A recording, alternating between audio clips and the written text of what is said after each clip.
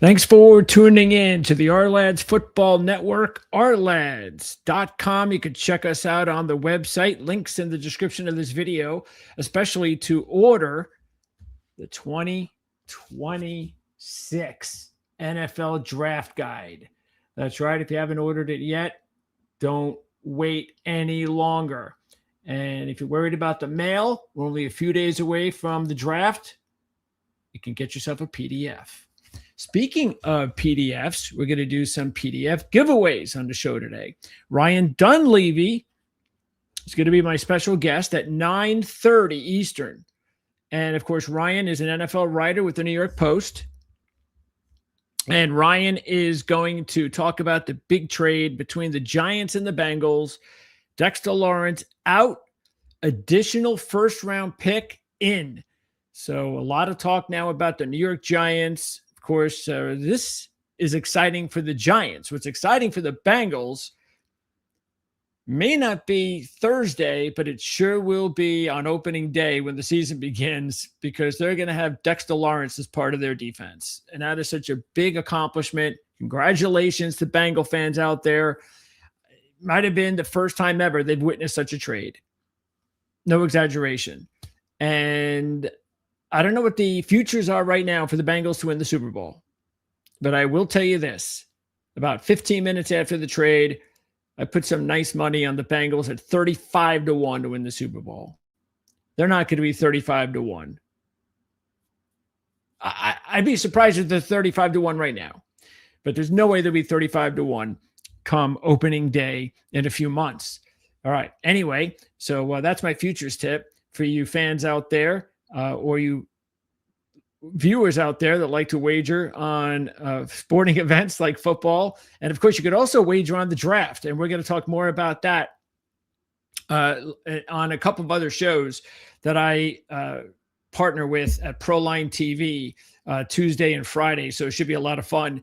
But right here on the Ourlads Football Network, we are going to do a mock draft. So I'm going to go over all 32 picks. I'm also going to talk about the teams that are not picking in the first round. We've already talked about a handful, actually more than a handful of those teams, their needs and all that other stuff. So if I don't go in depth on those teams, you could check out some of the videos that we did last week. Last week was the first week of our show, the OFN Today, this show that you're watching right now, which, by the way, we'll be on the rest of the week. We're going to come back tomorrow, same time. That's our schedule, Monday through Thursday, 8 p.m. Eastern, Friday at 4 Eastern. So what we're going to do on Tuesday, special guest will be Kyle Madsen of Niners Wire. So we're going to talk about the San Francisco 49ers offseason and their upcoming draft. And then on Wednesday at 6 Eastern will be the Ourlads official final mock draft. That will be with Dave Syvertson and John Cooper. Those are two of our top scouts here at Ourlads. So they conducted their first mock draft way back, right after the season ended, early on, just to give you an idea, following the football seasons, what people were thinking about at that time, before the combine, the all-star games, all that stuff. And of course, it's going to be dramatically different. And that's exactly what it's become, as always, much different than the one that they did a few months ago. So they're going to do their final mock 24 hours, 26 hours before the draft, right about that, maybe 25 to be precise, 6 o'clock on Wednesday night. And you can check that out, of course, right here on the OFN Today. And then on Thursday and Friday throughout the draft, the entire draft, on Thursday and Friday, I will be here talking about nothing but draft picks. So I got to make sure I got some cold refreshments by me and so forth. And I really welcome your participation, because talking by yourself for several hours, not very fun. Anyway, we thank you very much for joining us on the shows last week. We appreciate it again this week. As I've said before, this is the beginning of the OFN Today. This is only our second week. Ourlads, the YouTube channel, has been around for a couple of years. My goal now for Ourlads, we're right about close to 6,000 subscribers. I want to get to 10,000 by opening day, and I need your help for that. So if you really enjoy what we're doing here, and especially with all the content that we can give you from all sorts of different opinions, then we appreciate it. Subscribe to the show. That's the best way to do it. Liking the videos are also real important. And let us know what's on your mind. Give us a question, comment. And again, if you want a PDF draft guide, we're going to give those away a little bit later on. Let's get right to it. Okay, so first pick is the easy one. And we did talk about Las Vegas. So this is one of those teams we've already talked about. So just quickly, let me get my Vegas stuff out. We all know Mendoza's going there. But as far as the rest of what's happening with Las Vegas, I would look at most of what they're going to need on defense. I know there's some people talking about wide receiver, but here's the reason I'm not really sold on wide receiver, because of the fact that we're not talking about a first-round receiver, and he already drafted second round. They brought in Naylor, who's a young kid. They used their fourth-round pick, and Spytek's the GM that made this pick last year. And they like this kid young. Kubiak likes him. So you've got 5 young receivers already on the roster. I just don't know if they'll use another one in round 2. So I'm looking offense. I mean, the rest of the unit too, I should say, because there are people who think the offensive line needs a little bit of help. But keep in mind, I mean, they got the best center on the market. That is a huge help. They're also fine, really, from center to the left. Colton Miller, Burford, they just made that acquisition.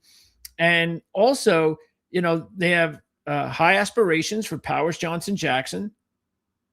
Did I just say that? Jackson, Powers, Johnson. And the other thing, though, that we don't know is DJ Glaze, Caleb Rogers, Charles Grant, exactly what they think of them. You know, the brass, Spytek, Kubiak, and so forth. Keeping in mind, Rogers and Grant were drafted by Spytek.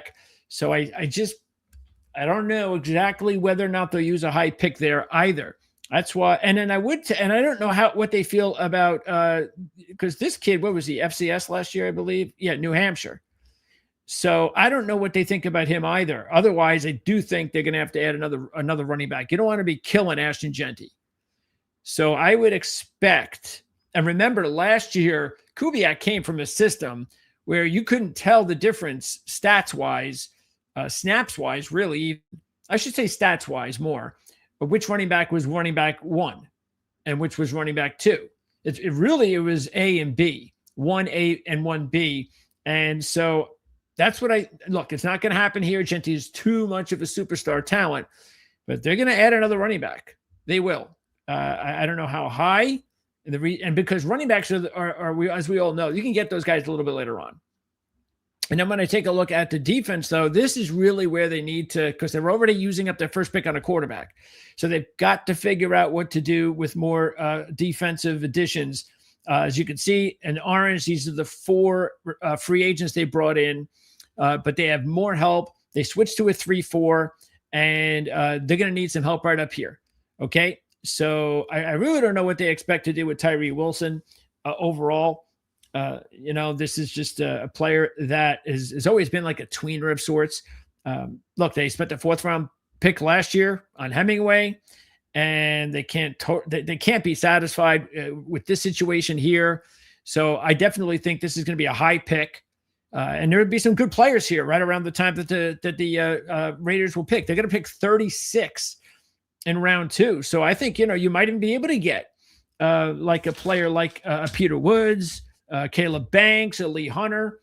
So that would be nice. And then also you take a look at the edge. Crosby is back. I'm sure most fans are stoked about that. Kwity Paye never lived up to the billing in Indianapolis. Okay, so you got to keep that in mind.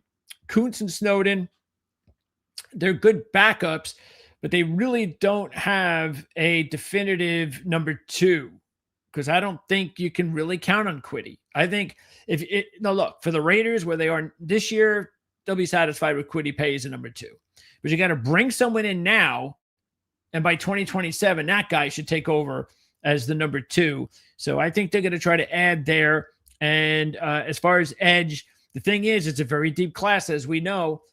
Maybe Malachi Lawrence, a player like that, will be available. That's very possible. So there are going to be some decent edge rushers available. when the Raiders pick at 36. And then in the secondary, there's no way they're going to go into the regular season with this situation here. No, it's not going to happen. So they have to make a move at free safety, and maybe it's in the draft. Maybe it is. Maybe it is a second-round pick. Look, the top three guys are going to be gone. Everybody knows between McNeil, Warren, Thieneman, and Downs, no way that those guys were available. If the Raiders really want one of them, they'll move up in the draft. And a lot of people feel this is going to be a movement crazy draft. Not so much the blockbuster variety, but just simply you're going to see a lot of movement, because I think that there's such a variety of opinion on the top 45 picks that you're going to get GMs that are going to see players that maybe will wind up being close to their selection that maybe they didn't think they were going to be. I don't want to lose them. Let me go up and get them a couple of spots.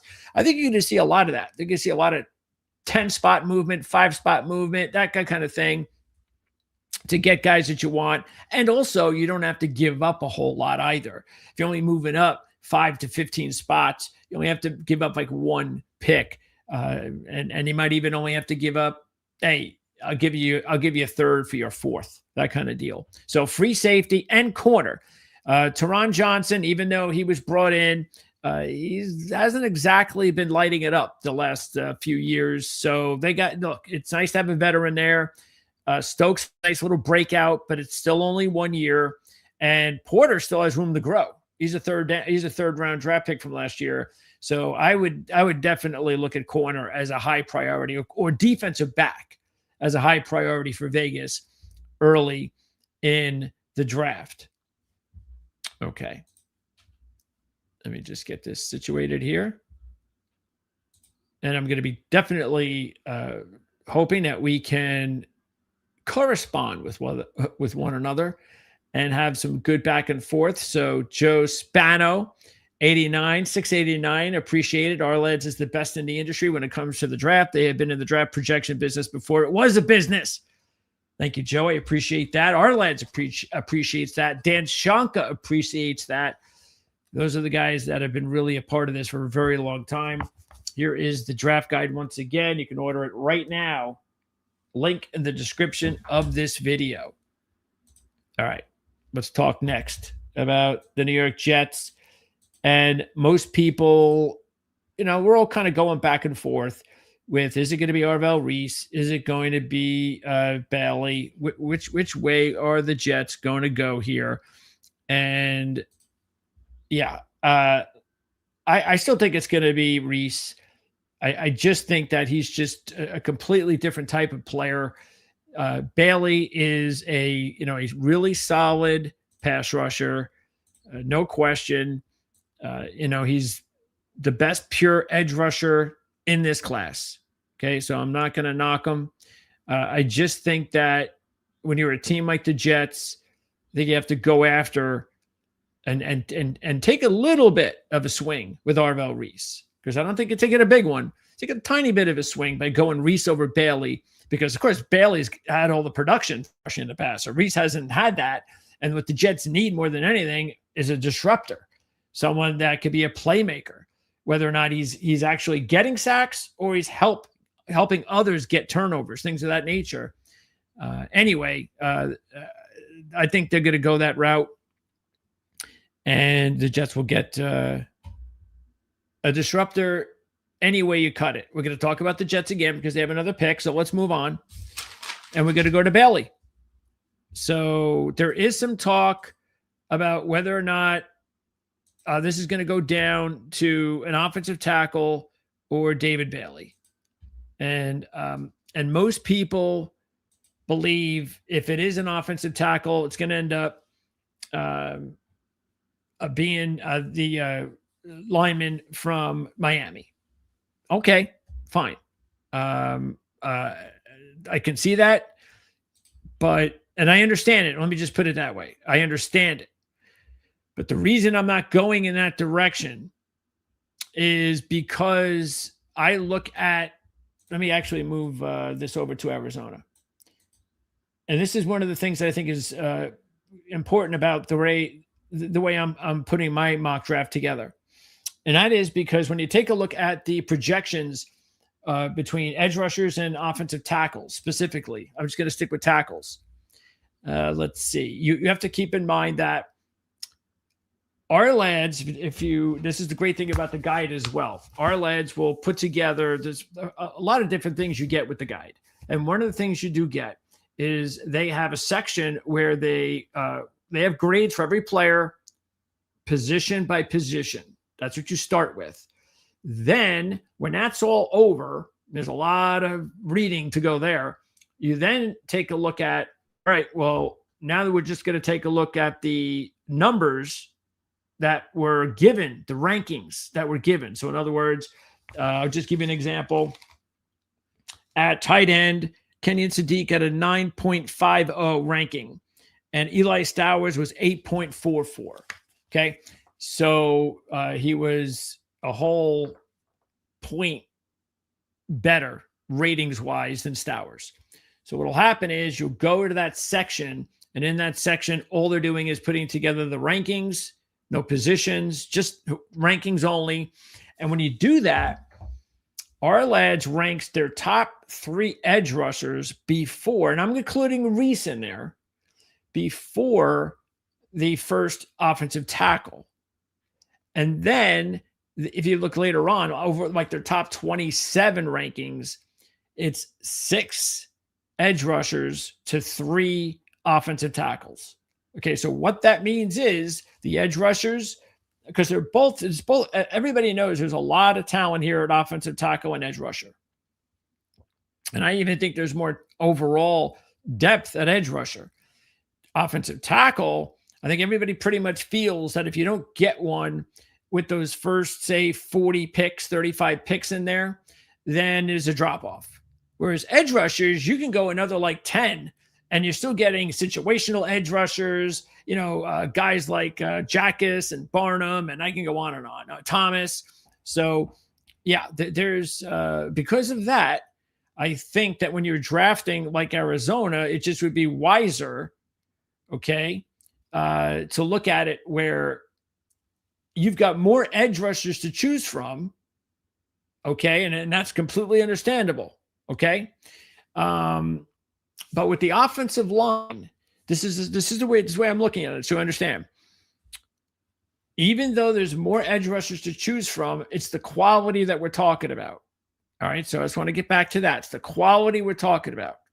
Top 27, 6 top rated edge rushers versus 3 in the top 27.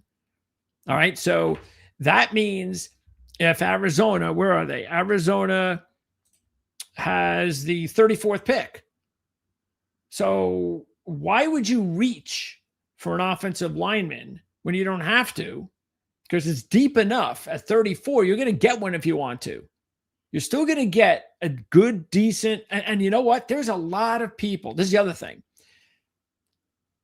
When you look at the top edge rushers, like Reese and Bailey especially, and we can throw in Bain for sure. He needs to be in that company. You look at those 3 guys, all right? Those are the 3 we're talking about from the start. I'm sorry, but unless you're reaching, those guys are more talented. All 3 of those guys are more talented than any offensive tackle you're going to take. So we all hear all the time about, we're not going to reach. We're taking best player available. And for the most part, I do think organizations do that. Unless, of course, again, it's like a really big need. They really don't need that other position at all. And it's close enough where it's not a big reach. And I just think in this circumstance that you don't want to be passing up on the opportunity to get the elite edge rusher in the class. Okay? Because if you don't get Bailey and you really need him, you need some pass rush, then when you go to 34, you're going to end up with more than likely a situational pass rusher at that point. Again, solid player, okay? Player that's going to do good for you. But Arizona needs a difference maker. Sweat's a nice player, but they need another difference maker. Xavier Collins is not an edge rusher. He's not going to give you a ton of sacks. Browning hasn't really been the player recently that they hope that he would have been. Maybe he'll be okay this year. I don't know. But I don't know. He's had some injuries, but and Sweat's also, he's a guy that costs a lot of money. So you got to deal with that too. So you want some youth at edge rusher. Now, again, would it surprise me if they went ahead and they used that pick on the offensive tackle? No, absolutely not. I just don't think that's the way to go. And that's the reason why I just gave you my rant about that, because I had to give it to you once, because there's going to be a lot of these circumstances as we go through this. And I just wanted to give you the explanation out in front of the reason why I'm going that way. Okay. Next up. Where are we? I got to keep checking here because I got to go check all around. We got so much going on here. All right. Next. Oh, and as far as Arizona too, since we're not going to talk about them again, just so you know, the other needs they got to be looking out for.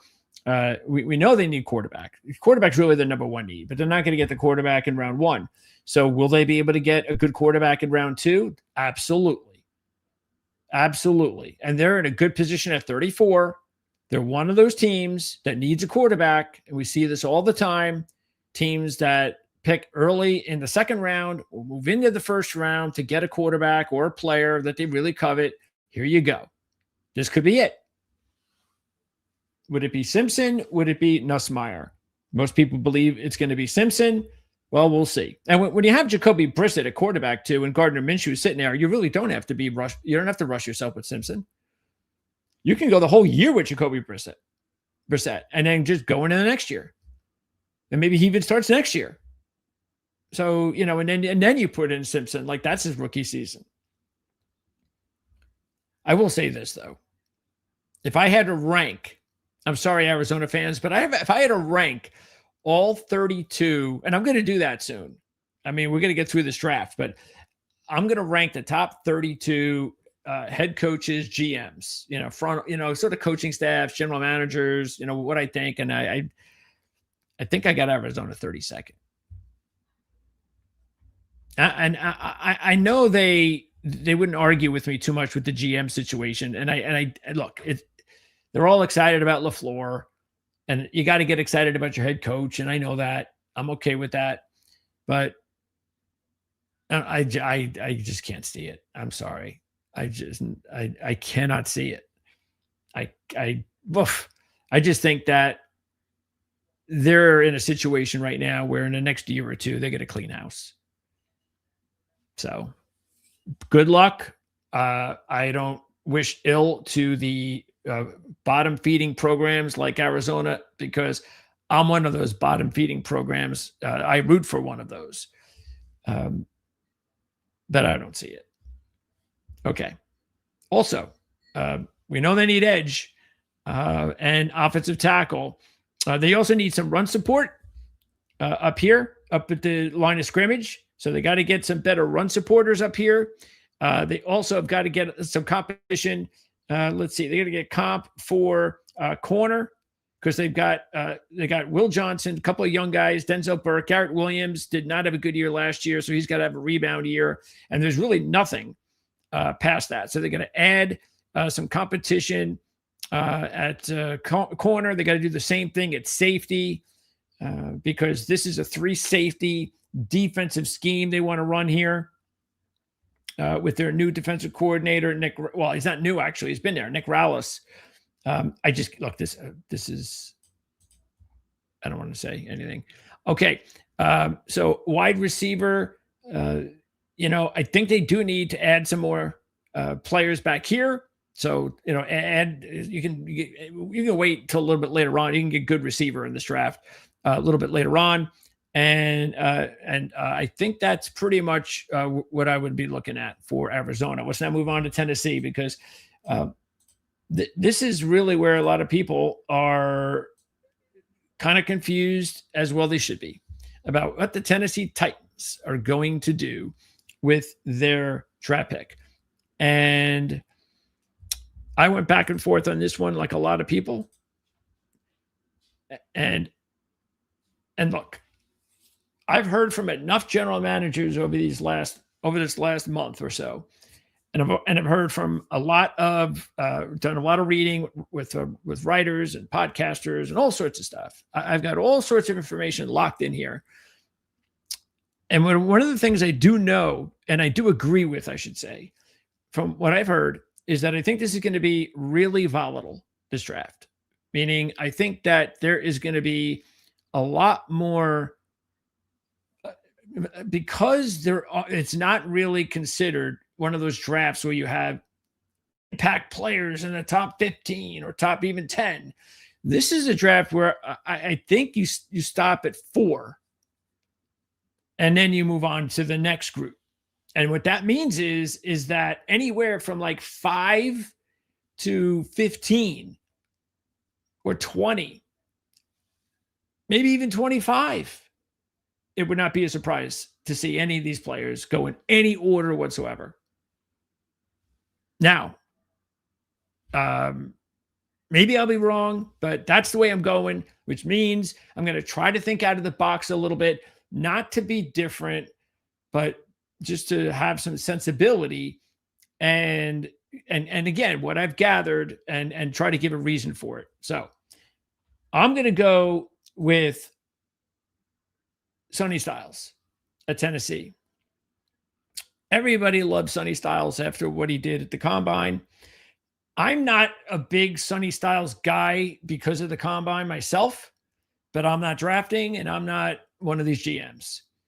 So I'm just doing this, not by my heart. I'm trying to just figure this out. And I know Robert Saleh as a Jet fan, and I know what he really covets on defense, and linebackers is one of them.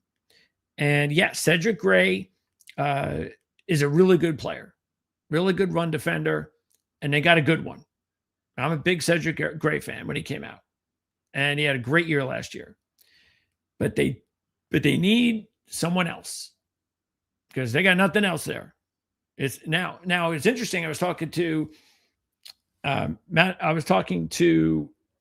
O'Leary from the Jets channel, the Matt O'Leary channel, I should say.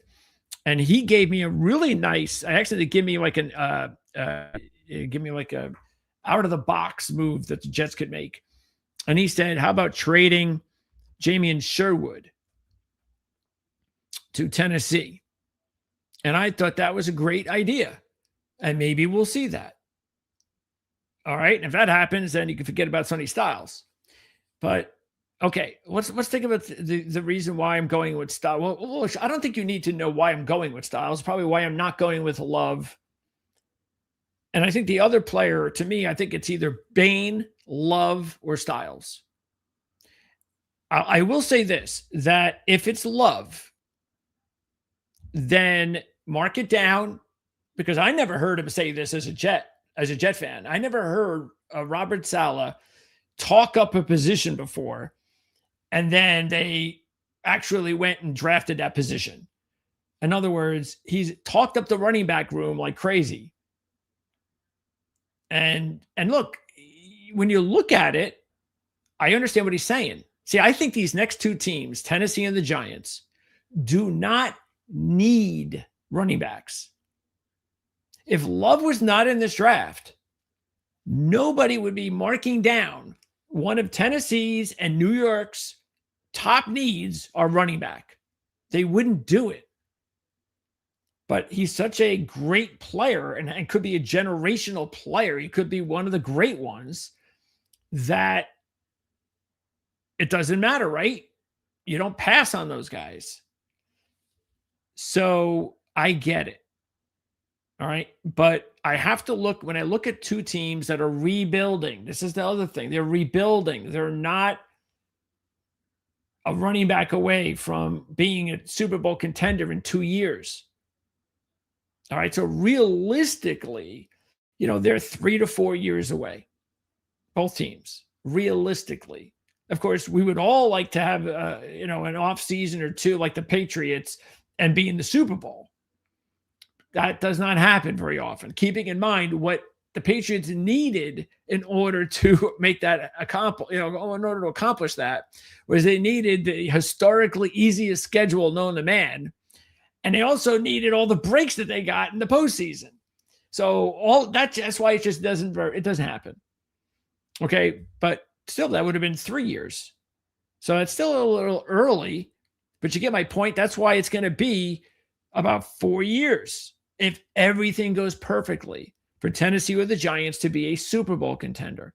That's why it's unusual for those franchises to draft running backs this high.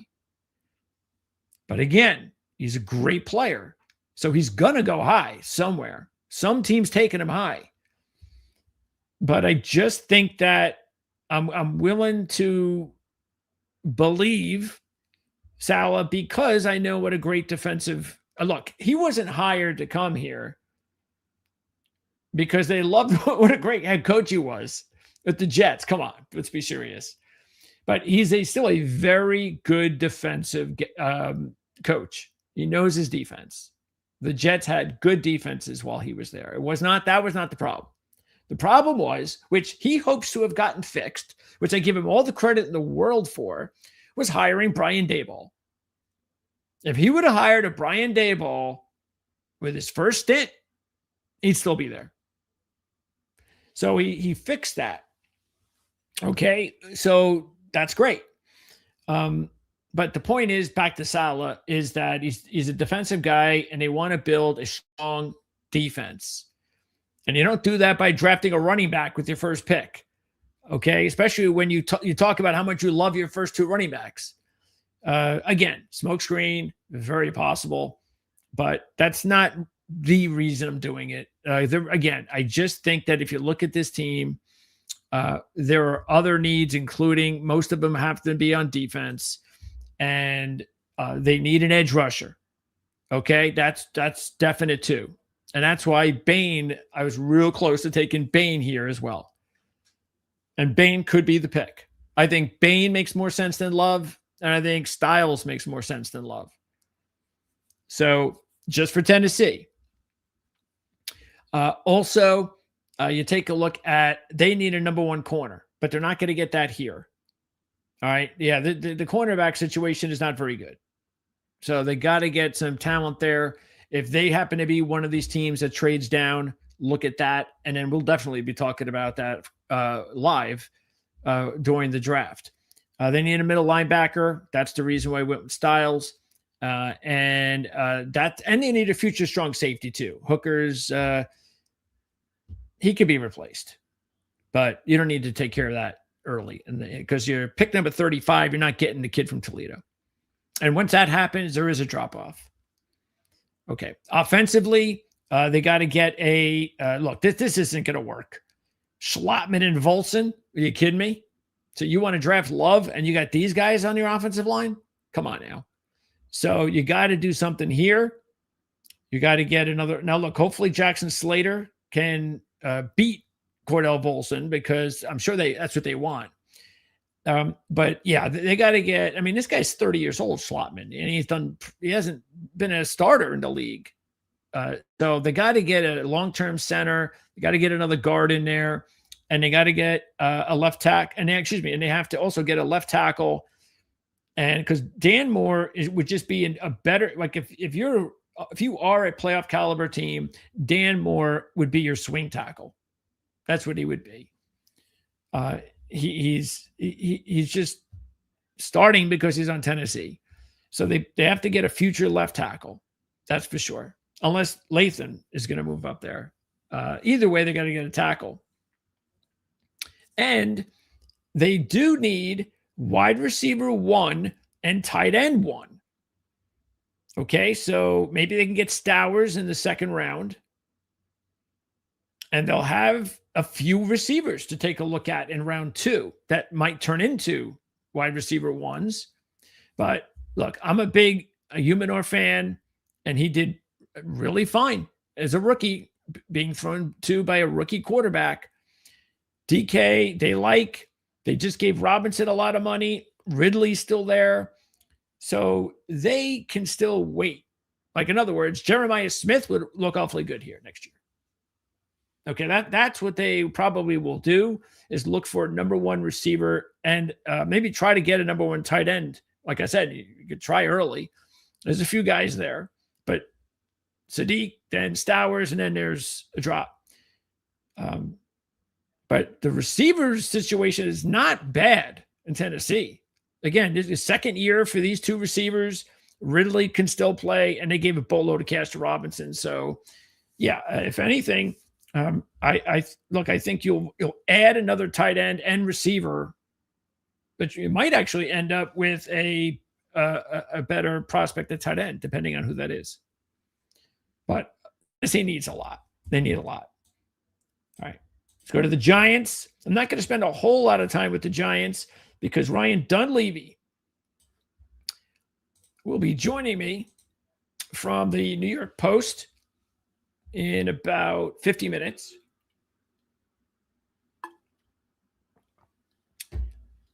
And we'll talk about not just the trade, but obviously the impact with the additional draft pick. Okay. So the Giants.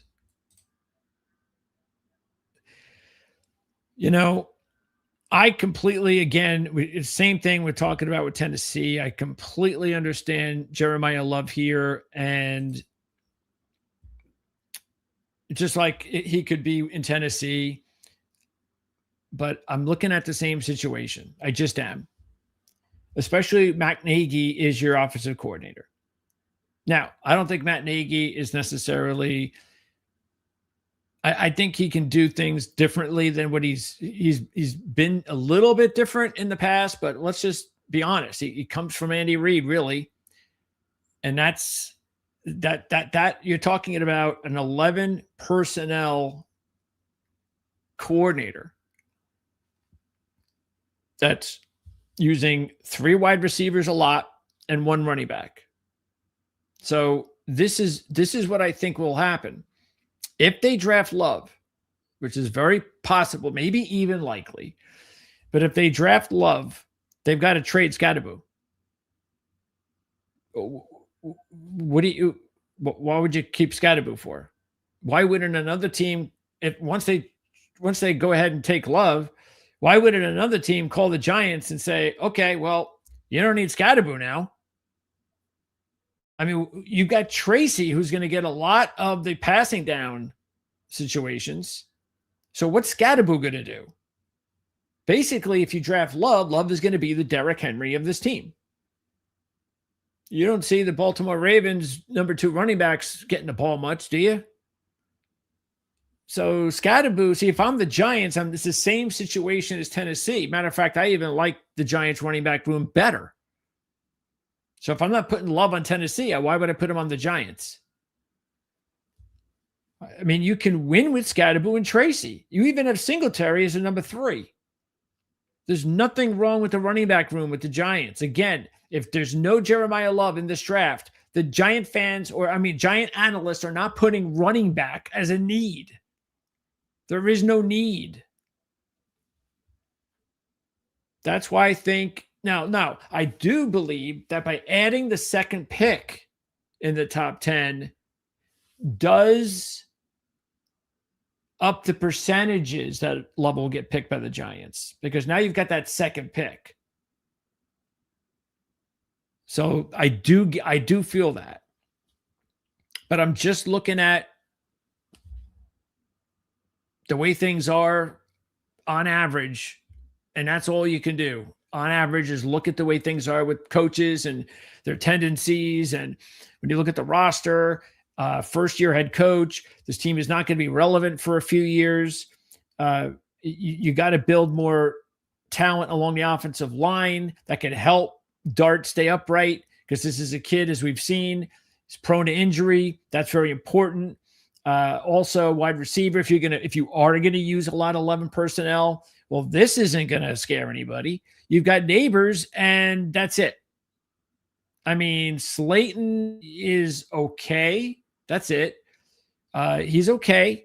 And Mooney is, he's just a guy that they're going to hope they can get something out of. But this is why I'm taking Carnell Tate here. If you're going to seriously be a 3 wide receiver personnel team, and you need Neighbors and somebody else. You need another really good player. And just imagine how much. See, I look at it this way and I say,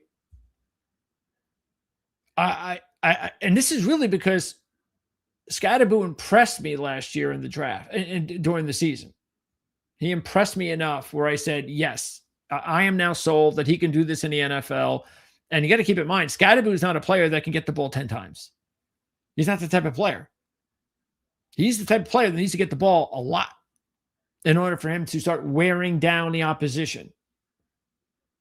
Now, I don't think he needs to get the ball 30 times, but what I'm saying is that, look, if you have a problem with Devin Singletary, go ahead and get another running back in and spell Scadaboo there. I got no problem with that. But I think if you build your offensive line and you add a difference maker, okay, because there is a big difference once you get out of those top 3 wide receivers. Tyson is the best number 1. He's the only number 1 wide receiver in this group, but he's got the injuries, so he's not going to be drafted early. He'll be drafted either 3rd, or he might even be drafted later than that because of the injury concerns. But Tate and Lemon are top tier number 2 receivers. You can't get any top tier as far as the number 2 wide receiver than those guys. And if you can get a top tier wide receiver along with Neighbors, and you still got a talented duo in your backfield, and you now have a tight end that's going to have the opportunity to be the man. I mean, you've got it sprinkled all over now.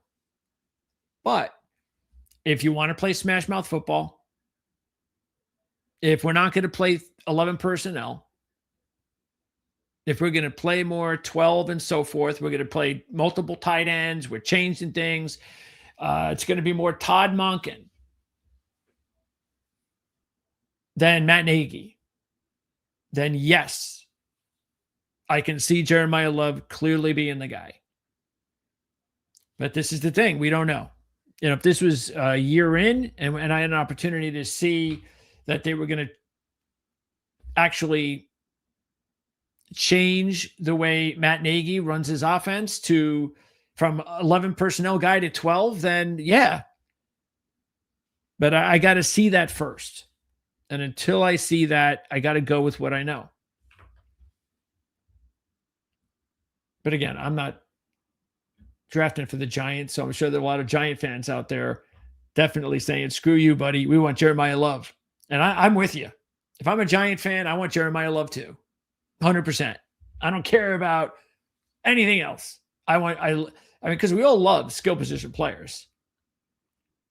And I've been following Jeremiah Love for the past couple of years. So you can't find many people who do what I do for a living that understood how good Jeremiah Love was a couple of years ago. So I know. Okay. I understand how good this kid can be. So good luck, Giants. Hope you get him. Actually, I don't, but I don't really care either way, to tell you the truth.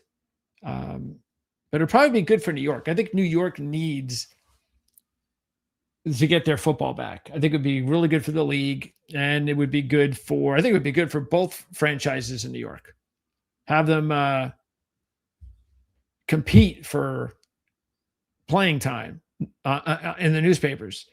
All right, more Giants later. Keeping in mind that I think the other needs that we'll talk about, I think that they definitely need, like I said, a number 1 corner.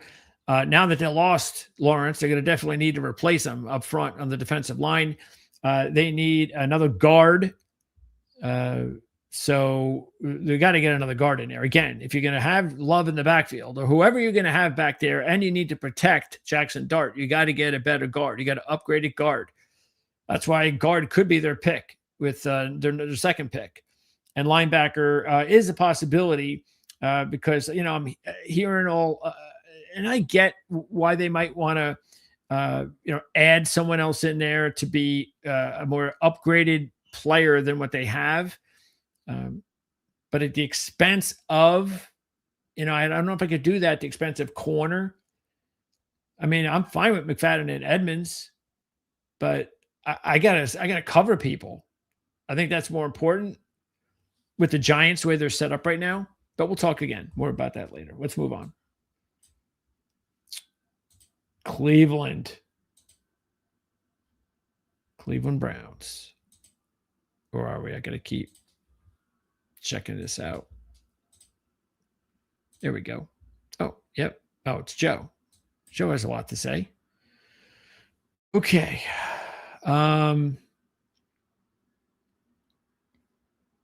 Here we go.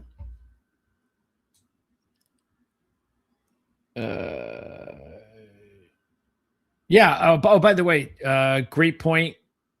Joe, let me pop that up. Let's push that back again. Because this is exactly what you would think things are going to look like when you're talking about playing a physical brand of football, a running game. Now, look, this doesn't 100% mean that even if you play a brand of football and a running game that you're still going to go that route. But it sure makes it a lot more likely. And again, I just find it interesting that if you want to run an offense like you ran in Baltimore, then I don't know why you go after Matt Nagy. That's the only thing. But it's possible. He trusts him as a coach, and to be able, again, like I said, you can transition. He's certainly not pigeonholed into being a coach that only has to run a certain way with his packages. I get that. And another thing I think what we could see too is, I know there have been a lot of people which I don't really believe, not at 5, anything here on defense. I can't see that. I can't see if you're thinking about Caleb Downs. No, absolutely not. That would not be a smart move. As good as a player Caleb Downs is, that makes no sense to me. Because I don't really look at Caleb Downs and envision him as a nickel. I just don't. I think Caleb Downs is a safety who has the ability to do a lot of different things. He can play a lot of different roles for you, but he can't play full-time nickel. And he can't even, wouldn't want him at 35% nickel. So, and you've got 2 safeties there already. So I don't see Downs. Much rather get my corner than go at safety in that situation. But yeah, I mean, look, we'll see. That's why I said I think that the percentages are more likely that Jeremiah Love is going to be the man. So, and it's not going to change a whole lot, but let's go through it. So let's talk about Cleveland next, because I'm not going to go any further now. This is where I'm going to go with Jeremiah Love. So he's not dropping anymore. And when you're talking about the situation with Cleveland, again, I at least have a little bit more knowledge regarding what we just talked about. We've got Monken. Okay, so Monken does want to run the football. And Monken is not going to go. He's like Mr. Anti-11 personnel.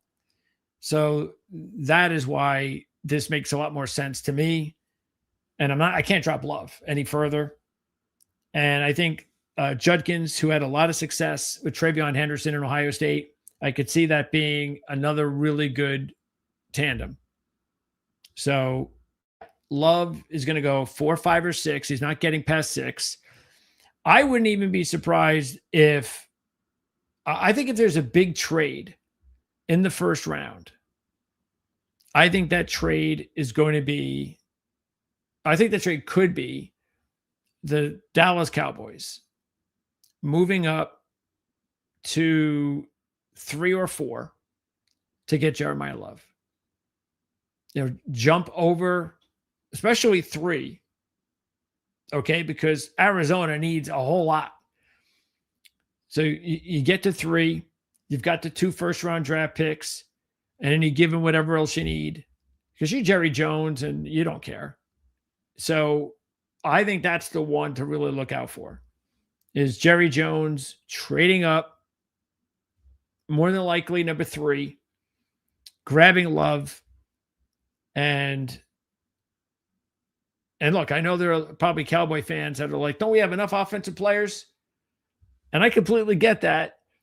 But the reason I'm saying Jerry Jones and that particular team is because that's like a Jerry Jones thing to do. Let me go ahead and try to get my next Emmitt Smith, because he hasn't had one since Emmitt Smith. I know he had, what's his name, from Ohio State, and it was a nice run. Don't get me wrong. But that's when they've had their most success, is when they've had a really, really elite running back. So I could see Jerry doing some crazy things. And if not the Cowboys, then there could be a few other teams that might make that move as well. But again, he wouldn't get past here. Okay, so what happens if Jeremiah Love goes to the Giants? Well, I think there are a couple of other ways I would go. I would definitely look at Tate. Okay, so another reason why I think if the Giants want Tate, then they have to take him at 5. They can't wait till 10. So if they want that really good number 2 guy, that's what they're going to do. But again, if they're about to enter into an offense that is predicated on running the football, we only need 1 wide receiver. That's the offense we're running. I mean, a number 1, and we don't care about number 2 and 3. We don't need Tate. Also, I would look at offensively for Cleveland, because they've got to grab somebody on offense. So if Love is on the Giants, I would look at either Sadiq, again, keeping in mind that you're looking at an offense that is going to run 2 tight ends quite a bit. And I mean, we saw what it looked like the last couple of years with those 3 running backs in Baltimore. So I think Sadiq could go here. And what's interesting is that I think Sadiq is one of those players that could fall. I think you could see McCoy falling, Tyson falling, and I think Sadiq could fall because he's a tight end. And I don't think he's going to fall outside of the top 20, but he could go, again, this is what I was saying before. I think you can go 5, you can go 20. But this is definitely one of the spots I could see him going if there's no Jeremiah Love. And Spencer Fano would probably be my number 1 choice here. Probably, or maybe I should say. Because again, I'm looking at this and I'm saying, well, under the Arizona philosophy, I could still get my offensive lineman later, which I can. And I'm in a much better position in Arizona because I've got a second first-round pick. So I don't need to take Fano here, which is why I can take Sadiq here and I can take Tate here, which is probably the way I would go. And I'd probably take Tate. No, excuse me. I'd probably go Sadiq. He would be my guy. Because again, we're talking about an offense, a lot more 2 tight ends. And we know this a lot. We would be a lot more assured that we're going to see more 12, 21, and 22 personnel in Cleveland than we are guessing what's going on in New York. Even though it does appear that there's a mindset going on in New York that Ryan Dunleavy will definitely, I'm sure, give his stamp of approval to anyone out there who has heard the same information regarding where the direction that the Giants are going to go with their offense. Okay, let's move on. So again, if there's no love here, I would go Sadiq. Fano would be in the running, and so would Tate. Next, we're going to go to the Washington. This is easy. Bain is not going to fall any further than this. You got a Washington defense. You got a coordinator, new one, Durante Jones, who's a Flores disciple. And he wants to be really aggressive. And so because of that, you need as many playmakers on defense to disrupt the offense. And the best one on the board cannot possibly fall this much further. I don't care what his arm length is, all that nonsense. He would be a really perfect fit for Washington. I even still, like I said, think he could go to Tennessee. If they're not going to go with someone like Styles, then I'm still thinking they're going Bain before I'd go with Love. And I do believe that it's a lot more likely, in my mind, if I had to guess, if I had to wager, would I think Love would go to Tennessee or the Giants? I would wager on the Giants, not Tennessee. And of course, you can wager on that. So with Washington, this one seems like an easy one to me. There are some other possibilities. And keep in mind that even though they gave a lot of money to OA and they gave money to Chase on, and they have Menahu, who's who's been a starter in his career with the Chiefs. Armstrong is a nice player, a decent reserve, but none of these guys are number one defensive ends. OA did it in a very small sample size.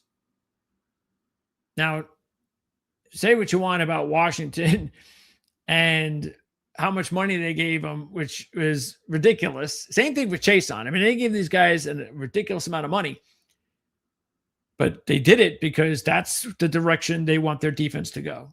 And in order for that to continue, you're better off getting also a draft pick that is not going to cost you a lot of money.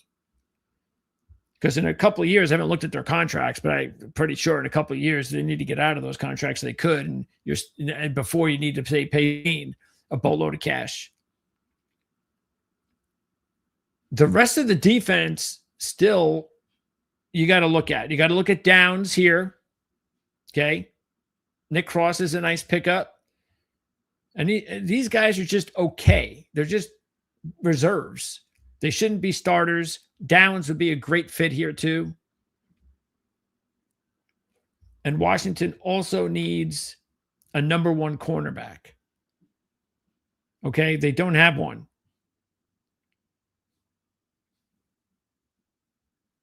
They're in pretty bad shape in that secondary. And their coordinator is actually a DB coach in his former position. So he's going to want to get another couple of high caliber DBs in that unit. And that's quite possibly what they're going to do early in the draft. The problem is they don't have a second round draft pick.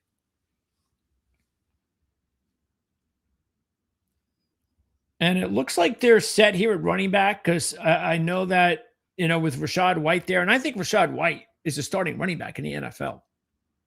I mean, he doesn't have to be a superstar, but he's a very capable number one running back. Okay, especially for a team that is going to probably throw the ball quite a bit and be aggressive throwing the ball. You're going to have Brandon Ayuk here. Everybody knows it. Okay, it's just it's like everybody knows Brandon Ayuk is going to Washington a lot more than AJ Brown's going to the Patriots, but both are happening. Definitely Ayuk, though. I'd say AJ Brown probably along the lines of like 90%, 85%. Brandon Ayuk's 99% going to Washington. So you already have now two really good receivers, McCaffrey in the slot. You got a couple other guys, so I don't think you really have to worry too much about the skill positions here. I just don't know about Nkonkwo and whether or not they really view him as a number one. I guess they do, and they have Bates and Sanat, so I think they're okay there. I think they're going to be concentrating an awful lot on the defense. I think center, though, and guard, these are two spots on offense I would definitely keep an eye on. They've got to upgrade center and guard. Okay. Saints are next.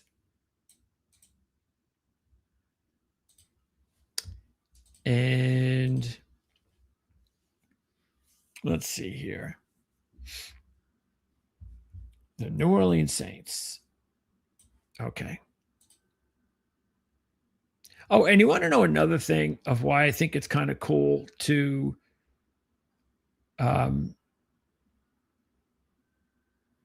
not go too chalky with the mock draft, because it opens up so many other different possibilities of things that are going to be available, especially because we're going to see trades and they can't trade. It just can't. I mean, you could, but then you look kind of foolish because nobody's going to predict trades. You can't predict trades in mock drafts. You can guess. I can sit here and tell you who are the likely trade-up candidates, who are the likely trade-down candidates, but correctly predicting trades in the draft, come on now. That's just luck. Somebody's going to get lucky because a lot of people are doing it. So I bet you there's someone out there that gets lucky with one trade, but it's just very hard to do. Okay. The Saints, what do they need? The Saints on defense need edge rushers. All right. So they got big problems at edge rusher. Matter of fact, the Saints have some pretty big holes. They had a nice season last season. It showed you that they got the right head coach, or at least it looks that way. They might have found their number one quarterback. You got to give him one more year to prove it and stay healthy. Staying healthy is very important for Tyler Shuck. That's a big reason why he was drafted in the second round, the age and the injury history. So if he can stay healthy in 2026 and play better than he did in 2025, then the Saints don't have to worry about going after a quarterback in next year's draft, and they could build all around Tyler Shuck moving forward. But right now, it's give him one more time, bring in Zach, just try to get some more competition, push him, and get him to prove that he's the guy. And there are some needs on offense. I mean, at some point, you got to move on from Cesar Ruiz. Okay? At some point. I don't know what the deal is there, but maybe it's just they haven't been able to replace him yet. I mean, I guess they tried here. They drafted someone in 2023, and that didn't work out. But they really have to, because David Edwards is a nice player. They've got the tackles.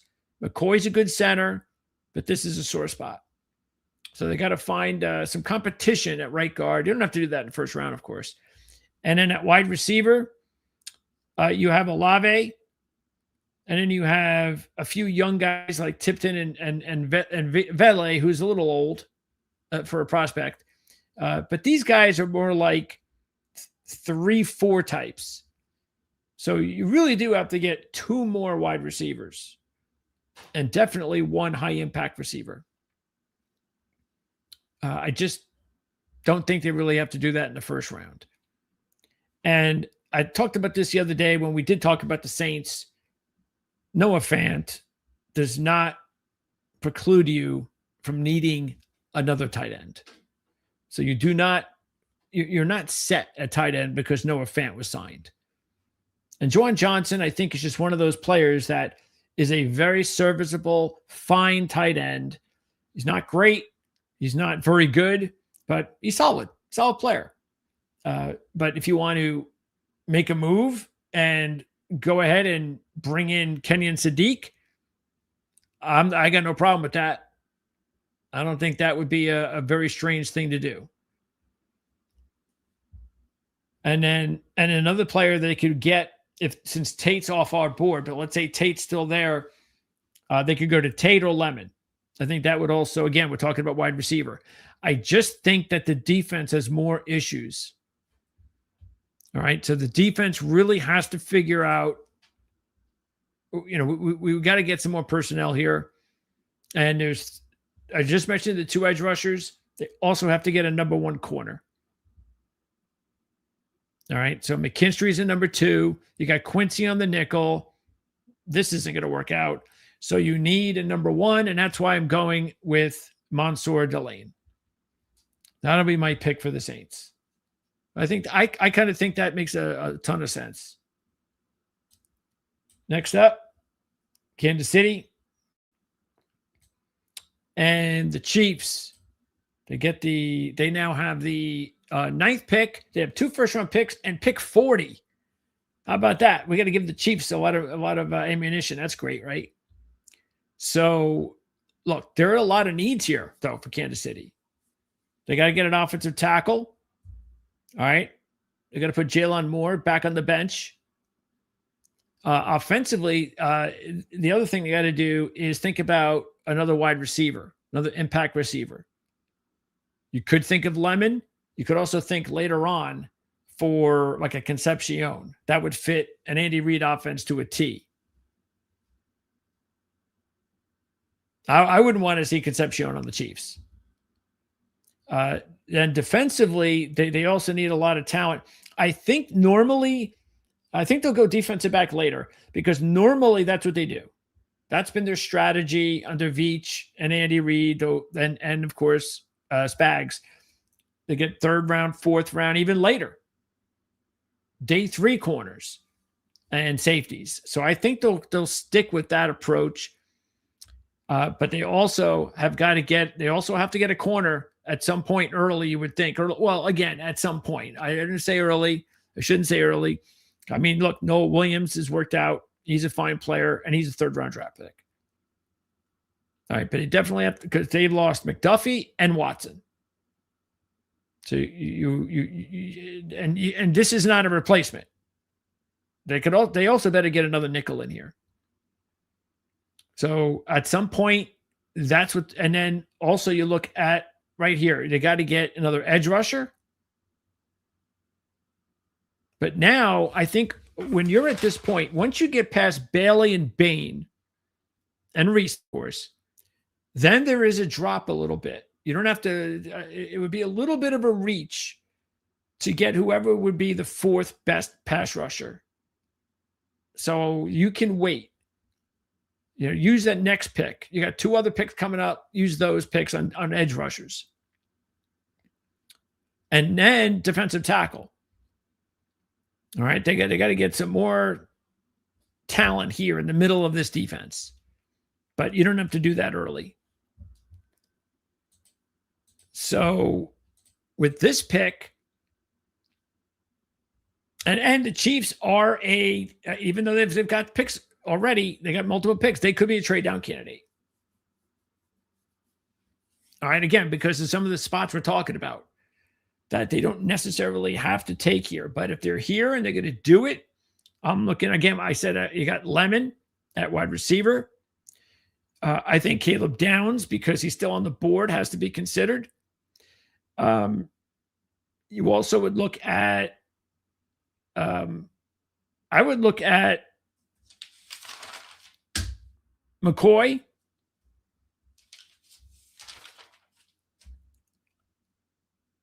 The other corner, again, I think because of the injury, and the Chiefs can usually wait.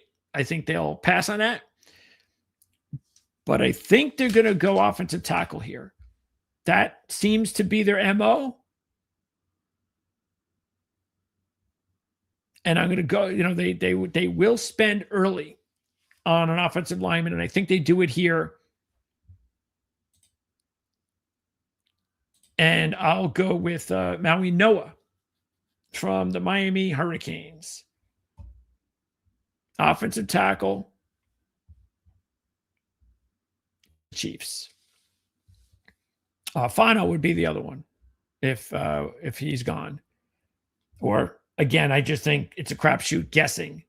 That's all we're doing. We're guessing, which you could. I'll tell you right now, if you want to try to make some money, the predicting where these players are going, predict like who's going to be the first offensive tackle taken, second offensive tackle, because you may think you know, but you don't know. Nobody knows this year. It's crazy. We're back with the Giants.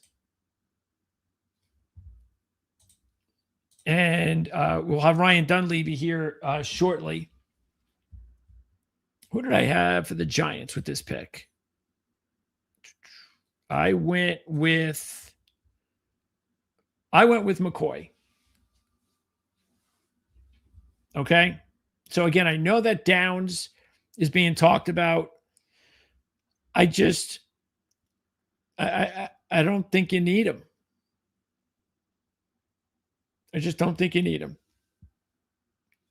You need a corner. You don't need a safety. Okay, so you got to get a corner. Now, if the Giants are not going to spend a top 10 draft pick on a player coming off an injury, keeping in mind that this kid had an amazing 2024. And if he was not injured last year, he would be, he would be the talked about top 5 draft pick. He'd be like a Sauce Gardner type of pick. So it's not like the Giants are getting some stiff. This is an extremely talented player. And I think if they don't want to go that route because of the injury situation, and if they don't feel they need another safety / nickel, then I'd have to look towards the offensive line. And I have to look at, on my board, I would go either with Fano, because Fano can play multiple positions, or, and it would probably be my pick. Okay, it would probably be the guy that I would go with first. It would be Vega from Penn State, because he actually might be the best offensive lineman in the draft. I'm a big fan. I hope he's available when the Jets pick him. Vega Ioana, 6'4", 320. And he is looked at as your typical right guard in the NFL. Well, don't think this is anything. I mean, this was ticketed, by the way. This was like a joke. Tony Lombardi, who covers Baltimore with the Russell Street Report, I mean, we kind of joked about this. Oh, you know where he'll land? Of course we know where he'll land, because fans in Baltimore could not understand for the life of them why they kept him around. And so as soon as Harbaugh left and he became a free agent, it was like, oh, of course he's going to go to New York because he's the only coach that wants him. But, I mean, come on. I just can't believe that they think that they could win with this guy. I will ask Ryan about the 2 young players, because I know Dunleavy talked a little bit about Harbaugh talked a little bit about them in his presser, and he might have just been talking them up. But I'll go ahead again. I think for the Giants right here, and it really doesn't matter. I mean, if you think about it, if let's say they get Love with their first pick, then if Tate were on the board, that has to be considered. Okay. But again, if the idea is that we're going to run Monken's offense here, then you don't consider Tate, and you take Love, And then it doesn't matter. You still have your pick. You can go offensive guard. You can go corner. I think that's the only other spot you can go. Nothing else. Other needs. Interior defensive line, you can get that later. Linebacker, if you want to add some competition there, you can get that later. I think the Giants got to get a corner. And it would not be, and you know what? With that second pick, I mean, let's say if you get Love and then you get McCoy, well, how awesome is it then? Because, well, let's just put it this way. It's awesome that you get Love, but now you've got a player coming off an injury. Well, it's easier to take a chance with the player coming off an injury when you've already got a superstar player. Because this is all a crapshoot, the draft. You don't know, anything can happen. Players can get hurt. And this is definitely a draft where you have no idea what's happening with these players unless you're one of the top at your game. And there's very few of those. Matter of fact, if you look around the league, it's very hard to think of more than a handful of general managers out there that really know what they're doing. And even those guys, they don't hit them all. I remember going through, if you check out the New England Patriots draft history during their domination in the NFL. Take a look at those 15 years of drafts under Bill Belichick, and you will find several years of nothing. So it happens. Of course, you can get away with that when you have Tom Brady. I think the Miami Dolphins are next. Okay. And I'm going to look, I think the Dolphins, I think it's pretty, with their Green Bay guys, I think it's pretty easy to figure out that they're going to go up front on the offensive line. And with Austin Jackson, you can't count on him. So there's really nothing else on the team if something happens to him. And I can't imagine that they're going to take a chance.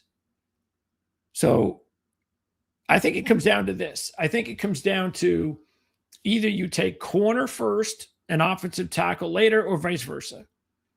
So I'm going to go ahead, since McCoy's off the board, and I'm going to take Fano here. But if McCoy was here, I might take McCoy now and then offensive tackle later. I think Sadiq would be an outside chance.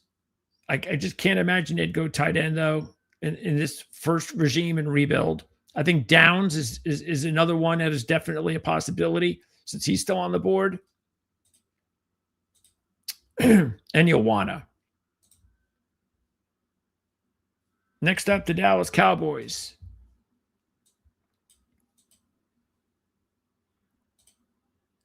Okay, so if they don't make it a blockbuster trade for Jeremiah Love, or who knows, maybe they make a blockbuster trade and surprise everybody, and they do go defense. They wind up getting, maybe they trade with Arizona and everybody thinks it's going to be Jeremiah Love, and they go ahead and they take Bailey. And they stick to their defensive plan. But without a trade, again, I'm not going to go offense. I just can't do it. If they were thinking offense, there's only one position, and that would be the offensive line, the offensive tackle. But I'm not going to do that right here. Instead, I'm going to go with I think this is an easy pick because he's still on the board, and that's Downs. So I'm going to go with Caleb Downs here. The Cowboys need the best players on defense they can get. And at 12, He's the best one on the board, clearly. And their new defensive coordinator, by the way, the kid Parker, he is a coach who has all sorts of beliefs that the nickel back, the big nickel, that is an important part of his defense. So he needs one of those types of players, not necessarily a nickel, but he needs one of those guys that can hang around in the box and disrupt and play some nickel.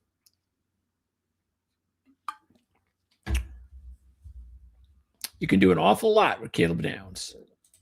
Excellent player. I still don't believe. See, the other thing about running back, taking a running back early, taking a safety early. Remember, just a couple years ago, you just didn't do that. So imagine if Love goes whatever 4-5, and Downs goes like. Imagine if Love goes 4 and Down goes 5. How crazy would that be? Nobody would think of that was even possible a couple years ago. All right, so Cowboys have another pick. Next up, LA. And I actually thought this was a pretty easy decision for me, going with Mekhi Lemon. You know, with Adams on the way out, I mean, they're not going to give him another deal. He's also coming off a little bit of an injury situation. Puka's going through some personal stuff. Yeah, they can't screw around with this crap here. They're trying to win a Super Bowl next year. They're going to bring some insurance and go with Mekhi Lemon. And if Tate is still on the board here, it'll be Tate. So they're going to go with the top. And you know what? I actually think that they would probably go with Tyson here if somehow he was the third and only guy left out of that group. But they're going wide receiver.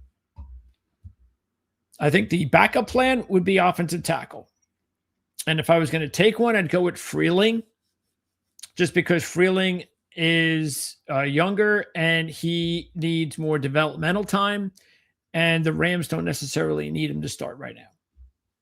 So I would go with Freeland. Baltimore. Yowana is not going to drop from the spot. So Vega becomes a Raven. It was really, for the past few weeks, it was either Sadiq or Yowana. And then I added Keldrick Falk to the mix. I think Falk would also be a really good option here. He'd be a really good 5-tech. And they could really use some more talent up front. Then they got to get Madubuike also to kind of rebound, because he did not have a good year. But they can use more talent up front. So I don't think this is going to be a very tough decision. Or at least it's not a very tough decision for me to make as far as a mock draft. Tampa Bay's next. And the Bucks, taking a look at their needs, look, they definitely have to get an edge rusher, because they have not been able to do that. They've had some, look, they used a 2nd-round pick on Braswell, Yaya Diaby, a 3rd-round draft pick. You got to go out there and spend a 1st-round draft pick on an edge rusher. Even Tryon, that didn't work out from a few years ago. They have to get a difference-making edge rusher. They also need a number 1 corner. You know, Parrish is a young kid. Morrison's a young kid, and I think they're going to be just fine. But, you know, McCullum, yeah, he had a nice year, but you put McCullum with 2 young corners, and it's like, whoa. So, you know, they lost they really, the last 2 years, they've lost their number 1 corner the last couple of years. So they've got to replenish that at some point. And they also have to add an inside linebacker to this room. But you're not going to use this pick on them. That would be reaching. And they could take Kenyon Sadiq. They could. But I think that they've been spending a little bit too much time on the offense lately in these situations, which is like why I said I think they have to think about the defense. That defense, look, Baker Mayfield, they've got enough weapons on offense. They can score. As long as their offensive line is healthy, they can score. There's got to get some help on defense. So I'm going with Cassius Howell. I think he's a good fit here. He's really good for this 3-4 unit. If they want to trade down, they can do that. Either way, because let's see, where are they? They're going to get the 46th pick in the second round, which may or may not mean that you're still going to be able to get. I mean, I don't think you're going to get CJ Allen. I think he'll be gone. But you still have Rodriguez, Hill, Galde. So if you want to get an inside linebacker with that second pick, you can do that. But you also need that corner one. So Tampa's got some needs. But I'll go with Cassius Howell. You know what? If McCoy is still on the board, I would probably go that way. I don't think Tampa Bay could afford to see McCoy drop. I think Hood is also somebody that they would consider here. I think it would be too, I wouldn't do it because it's too high. And Terrell. But I think now in this spot at 15, they got to get an edge rusher or a corner. And since the corner's gone, I'll take Cassius Howell. It's time to talk about the New York Giants again. Let's get the depth chart up for the Giants. And welcome in Ryan Dunleavy to the show. What's up? How's it going, Ryan? Good. You're 90 minutes in and on pick 15? That's it. You're a warrior. Yeah. So, yeah. The Giants making awesome news for Giant fans. I guess awesome news. I know that they love the player, but I guess the writing was on the wall and they took care of business and they didn't get a disgruntled player coming to training camp and you got to trade him during the season and correct on and you move on and you get the 10th pick of the draft. So, what would you think? Yeah, that's your take is correct. Like the overall, it's a loss, like talent wise for the Giants, because the 10th player is probably not going to have the impact on the Giants that Dexter Lawrence would in 2026. It opens up some things salary cap wise, makes them worse at defensive tackle, but gives them a chance to get better at receiver or corner or offensive line. And the most important thing it does is it shows they had a little bit of foresight here that this was not just about money. This was about a player who's done with the organization. Time wasn't going to heal it. Money wasn't going to heal it. So if the Giants waited and dragged it out till August, then realized then that he wasn't going to report, then they were going to end up trading for something in 2027 that wasn't going to help the 2026 team. It was a smart move, a win-win-win for Dexter, for the Bengals, and for the Giants to just end this marriage now. What does this do to the defense? And you've got, of course, a new coach, new scheme.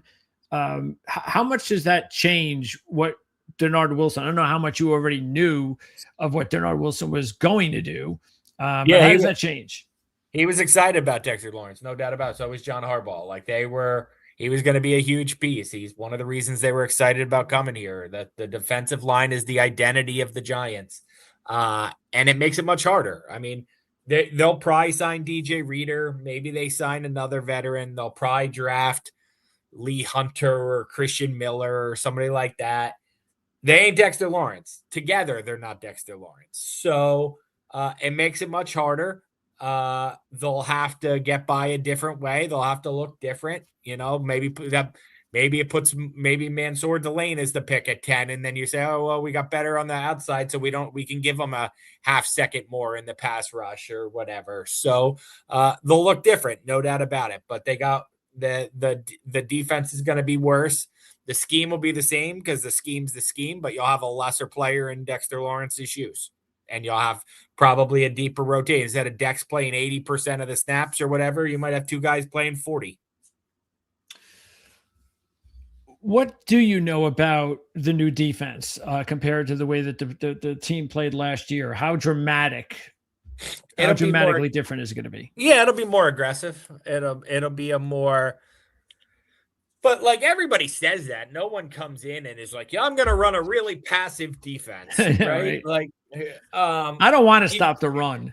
I don't want to stop the run. And, I think I'm going to give you 8-yard cushions off the line of scrimmage. You have to have the talent. Like Shane Bowen didn't want to sit in soft zone coverage, but he didn't trust Deontay Banks. So like, and Cordell Flott wasn't that good in 2024 as he was in 2025. So you gotta have the talent. And right now the Giants have a lot riding on Greg Newsome as a corner, as the starting corner. See if that's still the case next week. He wants to be aggressive. He wants to attack. He wants to play press man. But he's got to have the Jimmies and Joes to do that. So I'll know much more in training camp. I'll know much more even in OTAs when they're on the field running around in shorts. You'll get a feel more for where guys are lined. Like does he see ways that Carter, Thibodeau, and Burns can play together? Or does he see one of them as a backup? Once you see them running around, you'll get a better feel for how they align. Are there any other veterans on this team that could be traded before the draft or during the draft? Kayvon Thibodeau. Yeah. I mean, I don't think he will be. Especially, I think it got even less. Their asking price is a day 2 pick. Doesn't sound like teams are willing to meet that. I think even that now might be tough because their identity is the pass rush and the defensive line, and they just traded Dexter. It was supposed to be look at these 4 great players together: Thibodeau, Carter, Burns, and Dex, and now it's 3. And if you trade Kayvon, it's 2. So I don't think they want to blow up their identity. Now, look, if they got a 2nd-round pick or something, that offer you can't refuse, then they probably do it. But he would be the guy that is most likely to be available. He's on a contract year. He's had 11.5 sacks. Yeah. He would be the guy. He's a much better edge setter than he gets credit for. He would be the guy. But I don't think he will get traded either. Yeah, I'm a little bit surprised of why a team wouldn't want to give the Giants a day 2 pick. He's a talented young kid, and when I see crazy trades, and I know it was more like a 2nd-round pick, but when the Bears could get a 2nd-round pick for DJ Moore, and I know Moore's a good player, but he's also almost 30. That I think Thibodeau, you might be able to get him for day 2. But the question, like you said, though, also is can you do that even? I think you could have done it before Dexter Lawrence. I don't know if you could do it now. Yeah. Okay. So with the top 2 picks now, and then, of course, it seems that for the most part, most people believe that if he's available, that the Giants are going to select Jeremiah Love. And that's I don't know. It seems to be like 75 to 85% of the general consensus out there. Is part of that because of the fact that we've heard a lot of Harbaugh talking about playing more smash mouth football, like Derrick Henry with the Ravens, and you got a fullback here now, et cetera, et cetera. Or is it just, hey, Love is just such a great player that the Giants have to take him, even though I think, when I look at the Giants running back room, I was saying this before, if Jeremiah Love is not in this draft, I don't put running back as a need for the Giants. Totally agree. So totally agree. So what do you think? Running back is one of the stronger positions on a roster that has a lot of holes. What do I think? I think it's mostly that John Harbaugh does not usually pick this high and has looked for a long time at the top of the draft and said, wow, look at the prom queen. I wish I could have a chance to date her. And he ends up picking 18th or 23rd or whatever. And he's got a chance to pick the prom queen now. And the prom queen might be Jeremiah Love. And he's not going to pass on a Hall of Fame caliber talent. The old Dave Gettleman gold jacket test. If he thinks he's a Hall of Famer, he's not going to pass on a Hall of Famer. I don't particularly think Jeremiah Love will be there at 5. If I don't know, I obviously am joining. Who'd you mock for the Cardinals at 3? I mocked the edge rusher. David Bailey? Yeah. Yeah, I would give the Cardinals Jeremiah Love.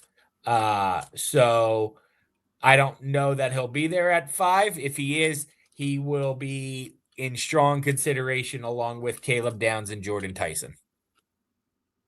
Really? You think Tyson could go that early even with his injury history? I think if you gave the Giants their choice, they'd rather pick him at 10. But the Saints, where'd you put Jordan Tyson? I didn't have him until later because of the injury. Let me see where I have him. Yeah, I have him later. Yeah. Okay. So I think if you gave them their choice, they would take him at 10. I don't know that he'll be there to 10. I think the Saints could be a team to take him at 8. So I think if they had their choice, they would take him at 10. I don't know that they would take him at 5. I think in their heart of hearts, what they would like to have happen is David Bailey is still there at 5, and their phone rings from some edge rusher needy team, say the Chiefs, and the Chiefs want to take him. And so they trade down and they get more picks, and now they're picking 9 and 10 instead of 5 and 10. I think that would probably be, and then they get Downs and Tyson at 9 and 10 instead of 5 and 10. I think that would be their ideal scenario. But yeah, I think if you're asking me at 5, I think it's Love, Downs, Tyson, and I think Love is the least likely of the 3 to be there. What role would be Downs on the Giants? Like, what specifically are they would they draft him for? Best defensive back. That's the role. Slot. Same thing for Love. You just got a player that can do so many things. You'll figure out a way to use him. Correct. So best 11 basically is it. I mean, slot probably. Slot / safety.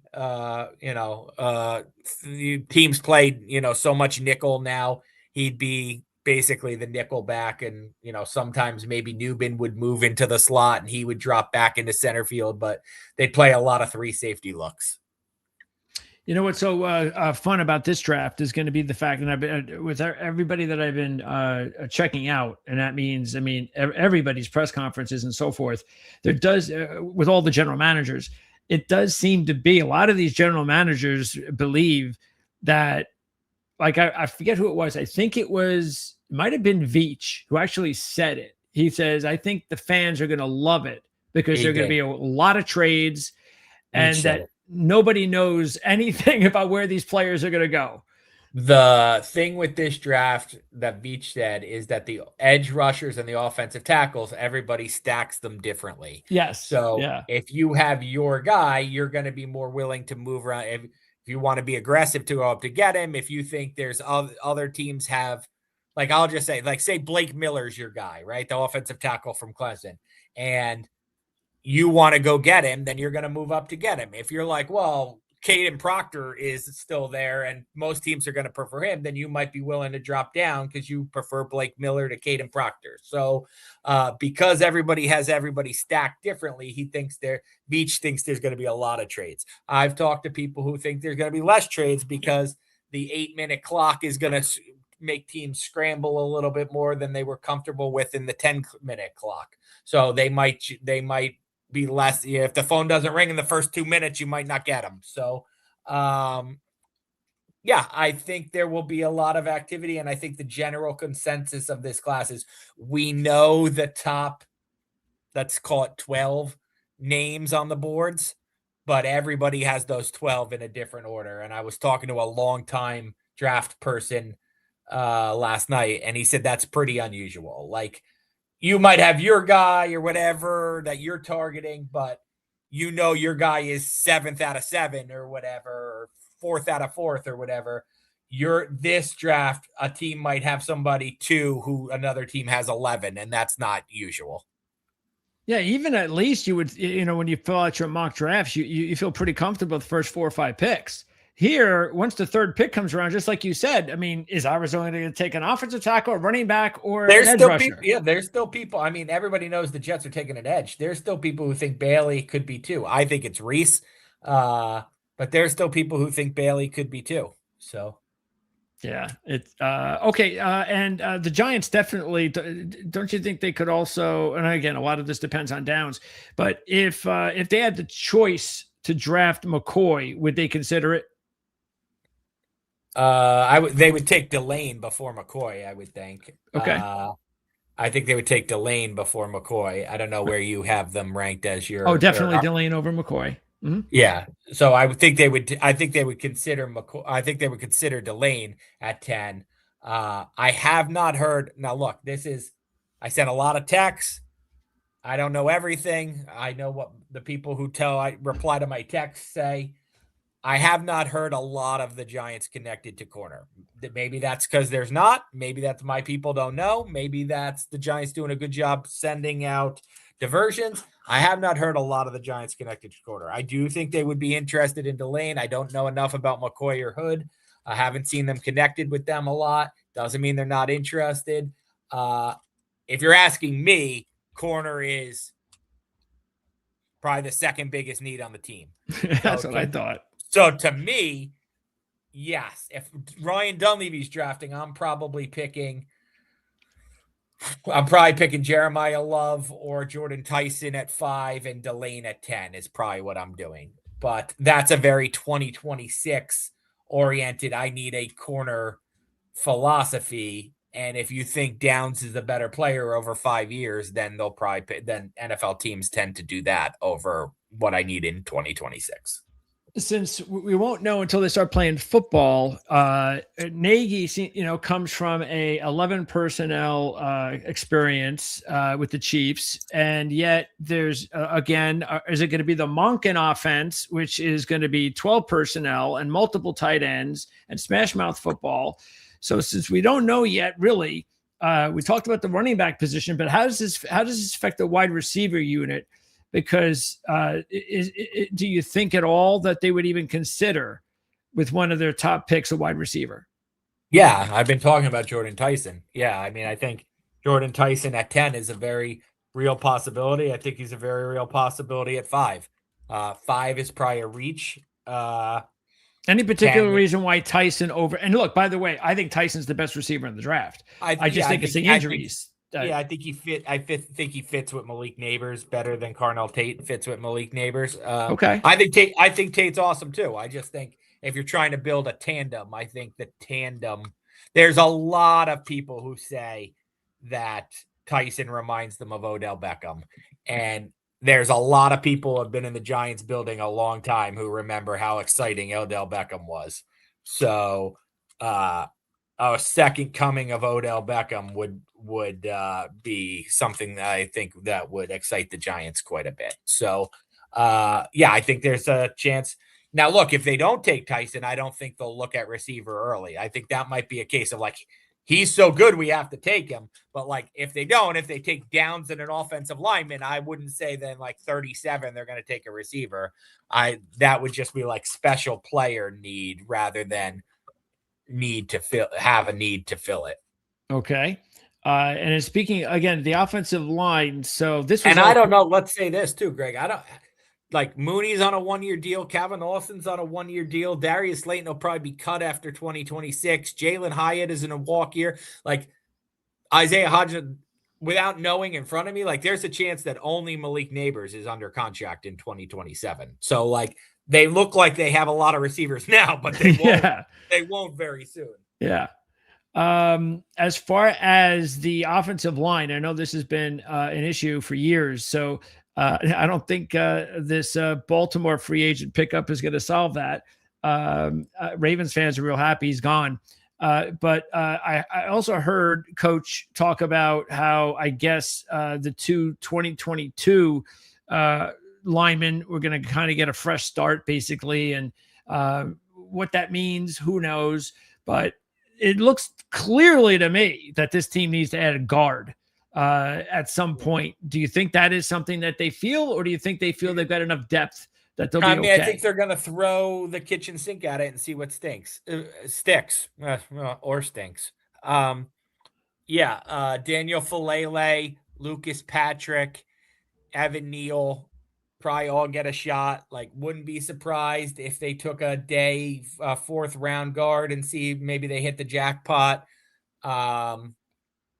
Greg Van Roten is still unsigned. He was the starter the last 2 years. Maybe now that they have a little bit more money, maybe they can meet his reasonable request for a raise. And then he would slide in as the starter. Or like I keep saying, maybe that Vega from Vega Ione or Ioana from Penn State. Maybe he's the pick at 10. And then that solves that. So yeah, I would say they're set with 4 positions, and right now Falele is the upper hand to be the starter because he got the most guaranteed money of all of them, and he has the familiarity with Harbaugh. But it's far from a lock. Would expect another warm body to be thrown at it, and I would say I talked about trading down at 5 to like 9 and 10. Say they pick at 5. And say the Rams or somebody are like, you know what, we got to go get Makai Lemon or whatever. And the Giants trade down to 13 from 10. Then I would say Vega becomes even more of a possibility. And the fans, how did they take to Dexter Lawrence being traded? I would say half of them were like, you don't want to be here. Don't let the door hit you on the way out. Harbaugh is the king right now. So whatever he believes, they believe, new coach syndrome. Sure. And half of them were devastated. Half of them, he's our best player. Why can't we keep our homegrown talent? Brings up bad memories of Saquon and McKinney and Julian Love and Wan'Dale Robinson. All the Giants' best homegrown players walk out the door and have more success somewhere else. Like, Wan'Dale Robinson probably going to win the Super Bowl this year because that's just what happens, right? Like, I don't think so, but yeah, I get your point. That's just what happens, right? So first it was Saquon, then it was Leonard Williams and Love. Who's next, right? So, Do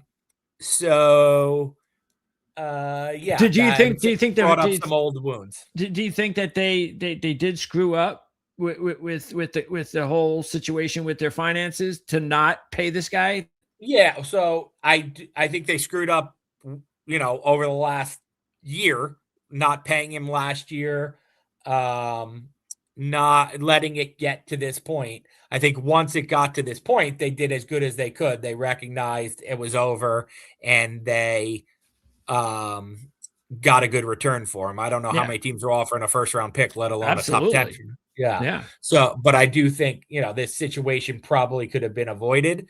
But you let it fester where he was unhappy about his money, where his friends tell him it's greener the grass is greener somewhere else, where he's 7-27 and gets his, he always said, he's in 60 car crashes a game and he's getting the crap beat out of him, and to lose 27 times and see his friends show up to summer vacation with their Super Bowl rings. I think it all just wore on him mentally. Yeah, that's gonna on the other side. That is definitely going to be a big deal for the Bengals and their chances of because I'm sure Bengals fans are absolutely shocked that organization actually made a trade like that. Correct. Yeah. So good for them. I think they have Joe Burrow. They have Joe Burrow to thank for that. Look.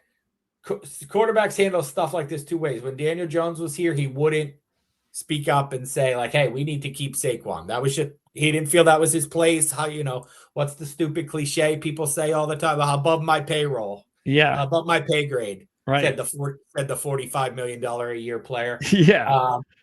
Joe Burrow spoke out. He's like, "We need to change the way we do things," or whatever. And so that if I would have got a little tight if I was the Bengals owner and GM, and I would have said, the last thing we need is Joe Burrow wanting out. So if we're not going to keep Trey Hendrickson, who can we get to sell him that we're convince him that we're all in, and Dexter Lawrence is that guy. So I credit the Bengals for that. I don't know if it's a smart move. If they get Dexter Lawrence at his best, it's a good move. If they get last year's Dexter Lawrence, it's a bad move. But optics-wise, it's what needed to happen. Ryan, what are you working on? I'm assuming nothing but draft coverage. Anything specific? Yeah, I did a big Tyson piece today because he's the name buzzing around the Giants. That's up on the Post website. Lots of draft stuff, league-wide, what I'm hearing type stuff, and Ty Simpson, Jeremiah Love, the guys who are the real wild cards to the first round. Is there going to be a second quarterback, and where is the running? Where do you have Love going? 5 to the Giants? No, before you told me Arizona, I had him going 6 to Cleveland. Yeah, 6 to Cleveland makes sense. I think his floor is 7 to the Commanders. I think that's his absolute floor. And a team might actually trade up and get him too. That could happen. It could. The Commanders could be the team that trades up and get him. How about a Commanders Giants trade 7 and 5? I think that could happen. Those are the wild. Simpson, Love. It's just such an interesting draft class because. Yeah. You've known me for a long time, and what do I always do? I dump on positional value. I think it's the stupidest thing in the world. Give me great difference-making players, and this is a draft that's really going to force GMs to be like, oh, do I want the left tackle just because he plays left tackle, or do I want the 12-year, 8-time Pro Bowl safety Caleb Downs? Yeah. You got to figure it out. Yeah, that's why I was look, that's Arizona, obviously Jet fans out there probably had to take a double look like I did when they hired their new head coach. I don't know what they're doing, to be honest with you. Not that they've really been a model franchise for a long time. And then even seeing Nathaniel Hackett get an offensive coordinator job again just baffles the hell out of me. Yeah. But that's Arizona. Are you going to? I mean, they're run by the Jets' last 2 offensive coordinators, right? Before Hackett was LaFleur. So that's right. Yeah, and that didn't go very well. So and then Saleh got a job after a year. So I don't know what the Jets are. The Jets are like Giants players go elsewhere and find more success, and Jets coaches go elsewhere. Jets quarterbacks. Yeah. Even though they got one back. All right. So Ryan, it's going to be if anything, it's going to be a very entertaining week for sure. We have a link already in the description area of this video. We could check out Ryan's work, including his X account. And I look forward to talking to you on the other side of the draft at some point when we can talk about how it all unfolded. All right. Thanks for having me, Greg. Thanks, Ryan. Yeah. Okay. Ryan Dunleavy. Making my head spin a little bit. Wow, Arizona. I did hear a couple of people talk about Arizona and Love. Arizona's in the same boat as these other teams. They don't have a need at running back. But I will say this. As bad as their franchise has been, if they can go out there and get a player like Love, I mean, you have to feel happy for them. Again, like I said, I mean, I don't feel like spitting on a down franchise. And who knows? Maybe that's why LaFleur was so stoked every time you see him. Maybe he just knows he's getting Jeremiah Love. He's going, I get Jeremiah Love and Marvin Harrison Jr. I don't know. Oh, and Trey McBride. But you see, this is again. I mean, I guess that means they're going to trade Trey Benson. You can't count on James Conner. I know that.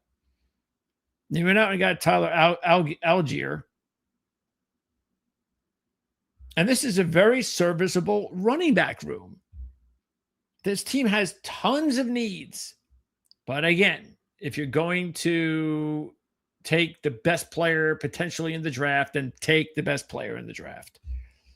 I have no problem with that. That's why this is really, really difficult to try and figure out. That's why I was saying before when I was going over the whole Tyson stuff. There's a lot of people that I've talked to that are agreeing with me that this guy is going to slip because of his injury past. Like, how can you take the chance and take the kid when he's gotten banged up almost every year in college?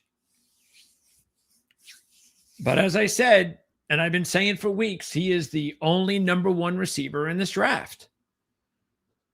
And that's the conundrum that you deal with is, do I take the chance? And I can see the Giants taking the chance because they have 2 draft picks in the top 10, as I said before. So if something happens where that player does wind up dealing with injuries and doesn't become the player you want him to become, if they take Tyson at 5, then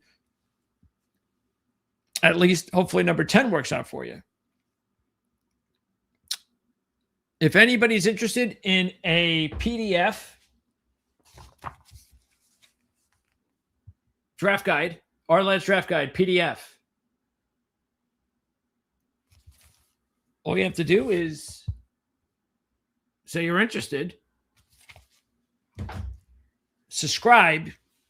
It would be nice if you subscribed. I can't force you to subscribe to the channel, but it would be nice if you did subscribe to the channel, because we're going to be here on Wednesday for another mock draft. And those are the experts anyway.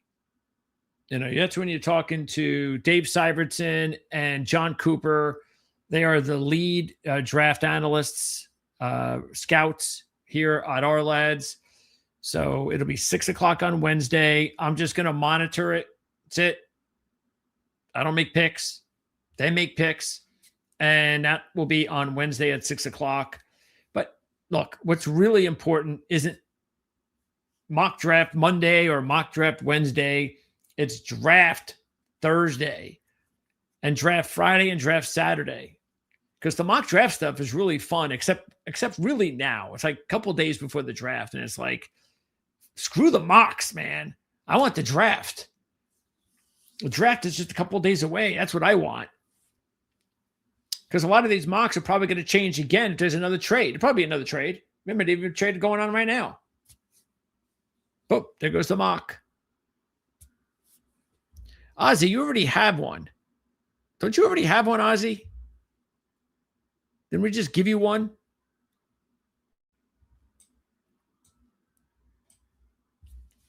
Okay.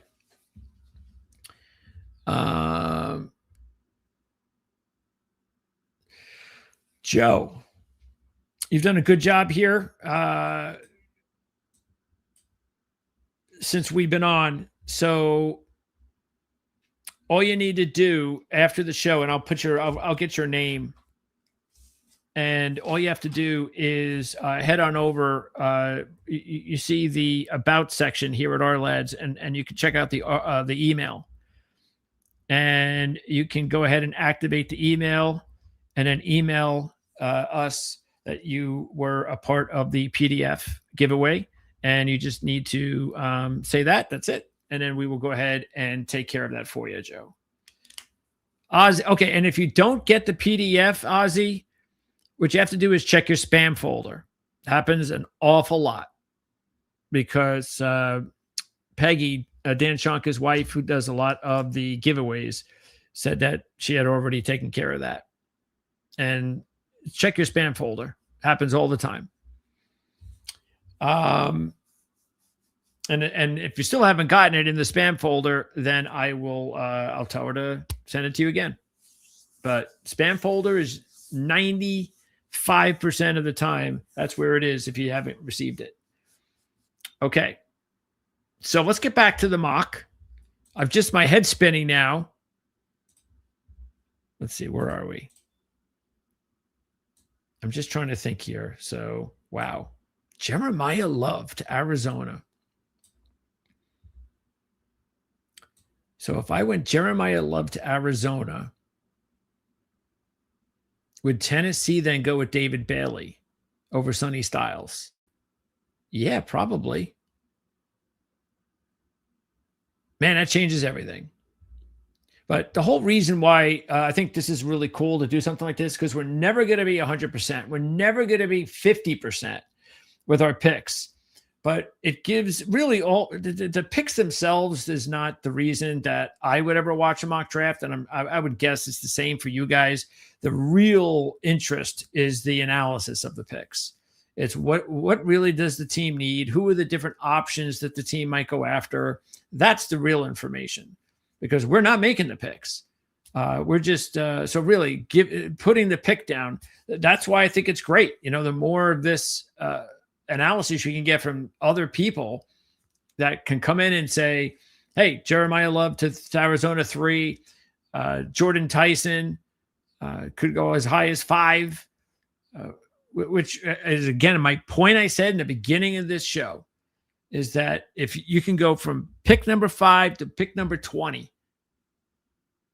and I don't think you'll see a difference, especially with the injured players. Because there's going to be 2 to 3 of these players that could be projected in the top 10. I'm telling you right now that are going to wind up going outside the top 20. And yeah, every year a player or two drops. That happens. But a lot of the time it happens either injury or something's wrong. They did something, that off the field, and it happened recently, and he's going to slide. But the real reason why I think you're going to get the volatility in this draft, that is always a given, but then you throw also into everything we've already talked about. That the analysis, even Ryan said it, of all these different general managers, have them all different ranked prospects on their boards, and it's going to be a lot of fun. That's why Thursday's show and Friday's show is going to be awesome.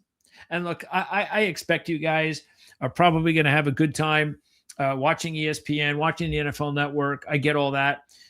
So if you don't have an opportunity to watch the show live as we do it, then remember, it's not only about that. You come back on demand and you check it out, and you check out exactly what we talked about, because even when the picks are made, once again, it's not just about that. It's about analyzing everything about the team.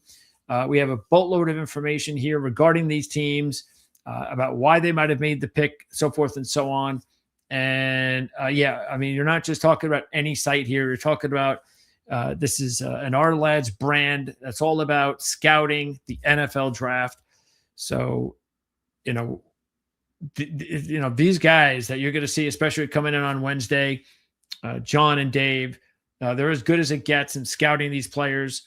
And of course, analysis, research that we do. I can't tell you, like I said, I've listened to every single press conference from every general manager and head coach over the last few months. The information and while it's great information, it's like 80% of it is useless.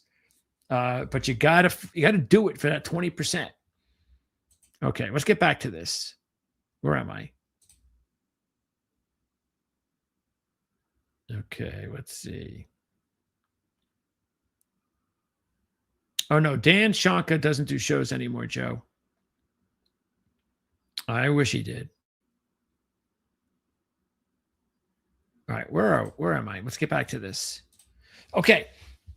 And just want to remind everybody, too, if this is the first time that you're watching, we are on Monday through Friday, and it's 8 o'clock Eastern time, Monday through Thursday, 4 o'clock Eastern on Friday. Tomorrow, we're going to talk with our San Francisco 49er analyst. That'll be at 8 o'clock from Niners Wire. We are also going to, again, do the mock draft special at 6 o'clock special this Wednesday. Normally 8, but this Wednesday will be 6 o'clock for the mock draft special. Then I'll be on all the way through Thursday and Friday. Next week, we do it all over again, Monday through Friday, every night, right here on the Ourlads Football Network. Ryan is my giant analyst who talks about everything. Anytime I need to find out what's going on with New York Giants, I asked Ryan to come on the show. He does it. And we have 31 others that I can turn to and talk to here. And I do. And the same thing when it comes to when we recap the draft, I'm going to be doing 32 interviews for all the teams, all of our contacts, writers, podcasters, whoever that we have that'll come on. They do great jobs breaking down the teams. And then we're going to get into college football too. So we're just waiting for the draft and all that stuff, but we'll be gearing up for college football. As soon as the draft stuff is over, as soon as we're done recapping the draft, and by the way, the draft review guide is also going to be coming out a couple of months after the draft. So that's also available in the link in the description of this video. You can purchase both the draft guide and the review guide. So once we're done working on the review guide and all of our interviews are done, then before the NFL interviews begin for the season previews, we'll start getting into college football, and we'll get a jump start because we have to, because there's 130 teams. Okay. So we are now, where are we? We got to start breezing through here. So let's get to where, the Jets. Perfect timing. We're with the Jets at 16. All right. So I went with Kenyon Sadiq. Though I will tell you that if teams are like the Giants, because I have Tyson and Boston as a couple other options at wide receiver, and I have Hood and Terrell as options at corner. But because Frank Reich is the new offensive coordinator, and we know Frank Reich likes multiple tight end packages, that I think Kenyon Sadiq would be a really good option for the Jets. Okay, now, if Tyson's still available, then I would be ecstatic if Tyson was a Jet. Now, again, like everybody else, I'd have to keep my fingers crossed that he stays healthy. But just like the Giants, it's a good situation because if you draft a player that's injured, you got that other pick too. Or another player that will get injured or could get injured again. So I think this is a great spot for either Sadiq or Tyson with the Jets. I think that's the way they'll go. And so if Tyson's off the board early, that maybe gets things going. And Tate is off the board. Then I think Lemon. I don't know. I just find it hard to believe that the 3 wide receivers will be gone that quickly. Now, it could happen if everybody ignores offensive tackle early, which I don't think is really a surprise. Because, again, offensive tackle, as I said before, you can't compare the offensive tackle talent even to the edge rushers in this draft. So offensive tackles should go later. Okay, next up, Detroit. Where's Detroit? I think the Lions, I think this is an easy one. I think the Lions have got to take a tackle. So if I'm looking at Detroit right here, now, if they want to look pass rush, which is also a big need, all right, it's been Hutchinson, and that's it. They can't get that second guy, and Woodham's not the guy. All right, Woodham's a 3 at best. So they need a 2. So Mesidor would be my pick here if they don't go offensive tackle, but I believe that's what they're going to do. So I think they'll go with Caden Proctor. And remember, if you're going to go with an offensive lineman with Detroit, make sure that lineman is physical. He's got a physical approach to his game because Dan Campbell is not taking any player up front that isn't ready to kick ass. So that's why I'm going with Proctor with Detroit. Mesidor would be my backup plan. And other possible needs for Detroit, you want to be keeping an eye. Keep in mind their top 4 right here. If you look at these top 4 defensive tackles, they have a combined 59 snaps last year. All right. So I don't think you can feel safe depth-wise. I think they're going to handle Detroit that position a little bit later on in the draft. And then they might want to take a look at some depth at running back and wide receiver. I think they have a little bit depth issues there because let's say Pacheco, let's say he gets banged up again. Then they have they don't have Montgomery anymore. So they might want to get that third guy in there. So I'd keep an eye on that. Let's go to Minnesota. And let's take a look at their needs. They have to look defensively. They have to do something about corner and safety. So I think that they have serviceable starters, but they don't have any difference makers. That's number one. And number two, they don't have much depth. That's a bad combination. No difference makers, no depth. Okay, you're very thin then. So you better add early in this backfield. So you got corner, you got safety. You also need to keep an eye on the defensive line here. So Keldrick Falk would be a nice pickup. Offensively, edge too, because Andrew Van Ginkel, he's getting up there. So contractually, he may not be around in 2027. And same thing with Jonathan Grenard. Both of them may not be around very long. Now, they do have Dallas Turner, but they might want to add another edge rusher to the mix early. Now, let's go to the offense. Blake Brandel and Michael Juergens, they could talk up a good game, but they're going to they'll add a safety. They have to add a center. There are some decent centers that you can add. And when I wrap up, the last thing I'm going to do is I'm going to go over all the positions, but I'm just going to go over them and just highlight a few players, like sleeper players and such, to keep an eye on. But we'll go through that real fast. Okay, so with Minnesota, again, and center would be a part of that. I think like 7 centers that could be drafted starting in the second round till whatever that could end up starting. Okay, so offensively with Minnesota, the other thing they need to keep an eye on, the wide receiver depth is very thin. And I know they don't pay attention. JJ doesn't pay attention. Not JJ. Kevin O'Connell doesn't pay too much attention to the running game. So I don't know if that's going to be important, but they really should add another running back in that backfield. Okay, so we're going to go ahead with, I think this is an easy selection. Dylan Thieneman from Oregon. Harrison Smith's gone. Thieneman would be a nice replacement. So I've got Falk. I've got Hood and Terrell at corner, and I've got McDonald at defense on the defensive line as some other possibilities. Carolina's next.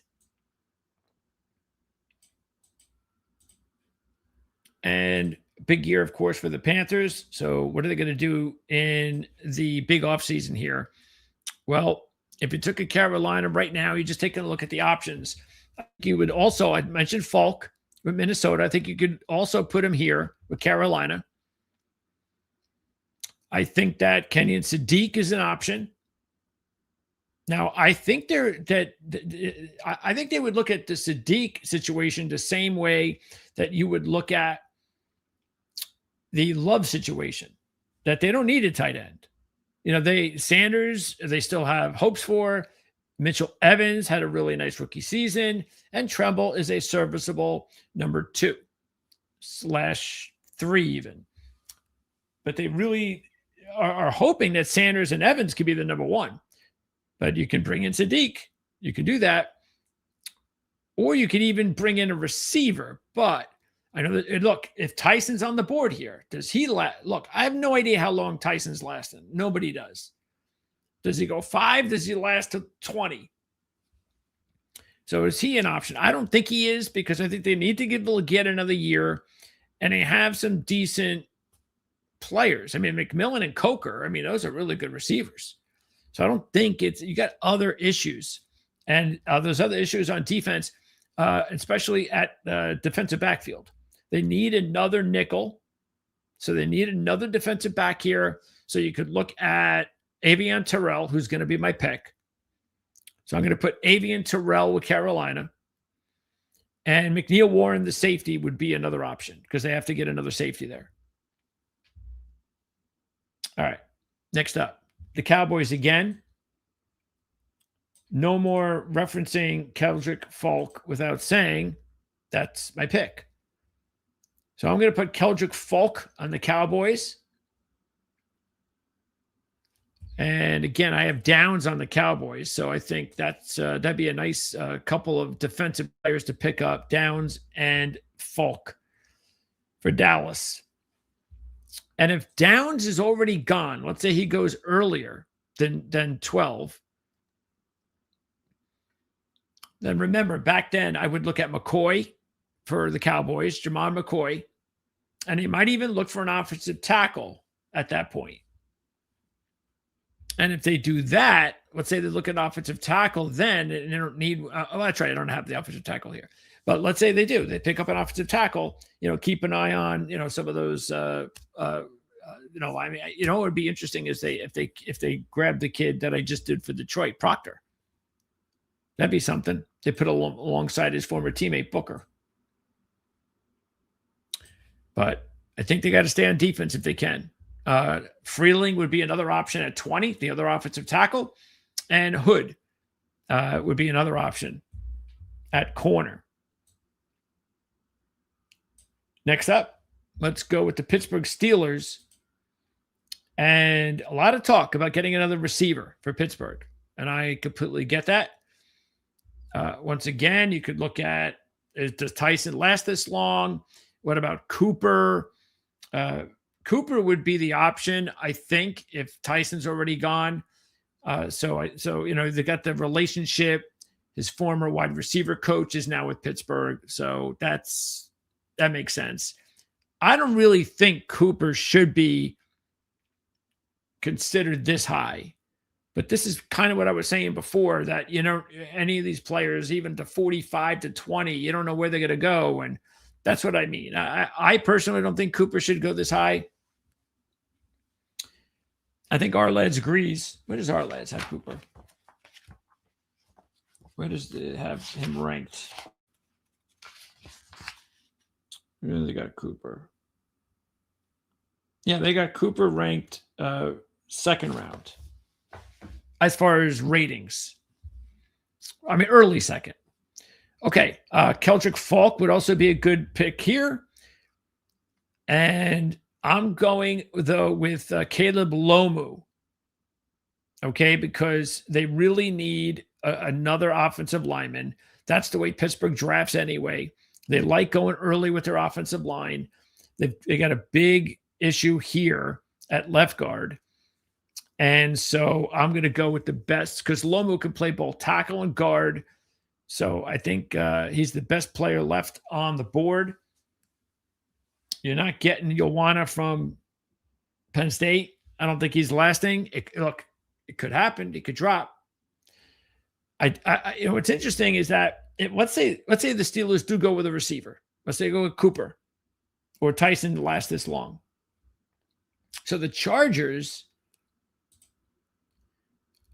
they're in a tough situation because the Steelers might be going with an offensive guard.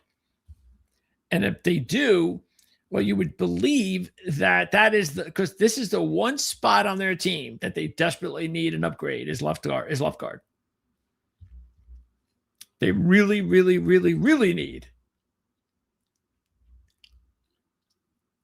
an upgrade. And I think there was who was it that asked the question? It was here it is. It was Joe. Yeah, I wouldn't worry about that, Joe. If the team if the team had a need, because again, keep in mind that even if this particular player played left guard in college, there are there are people who believe that he actually fits better as a right guard. So I wouldn't worry about that. All right, let's keep moving on here with the Chargers. So yes, Chargers definitely. We know they need an offensive lineman. They prefer a guard. Let's say the guard is not there. Okay, if that's the case, or let's just say they feel that well, look, guard is not going to be there anyway. He's not going to last that long, more than likely. So let's say Lomu is taken by the Steelers, and he's the next best guard candidate. So what do? I think they go tackle. Okay, and here's why. Yes, they have 2 tackles, but I think a really good player for the Chargers is Monroe Freeling, because he is one of the more talented tackles that needs time to develop. And they already have 2 starting tackles. So I think they know perfectly well how important it is to have as much talent on that offensive line as possible based on the injuries. That's what prevented them from doing anything. They couldn't block the Patriots last year. They were destroyed at the line of scrimmage. And so they know that they got a team right now, as is, if they're healthy, that can go compete with anybody in the NFL. So because of that, why wouldn't you just add more depth to that offensive line? So if that happens again, you'll have insurance on your bench. And that's why I think offensive line is going to matter. Look, I even think if Lomu doesn't go to the Patriots and he's still available, they might still take Freeling. They might say Freeling's a better prospect, and we'll go that route, even though he can't play guard like Lomu. Other options for the Chargers, I would look at corner with Hood.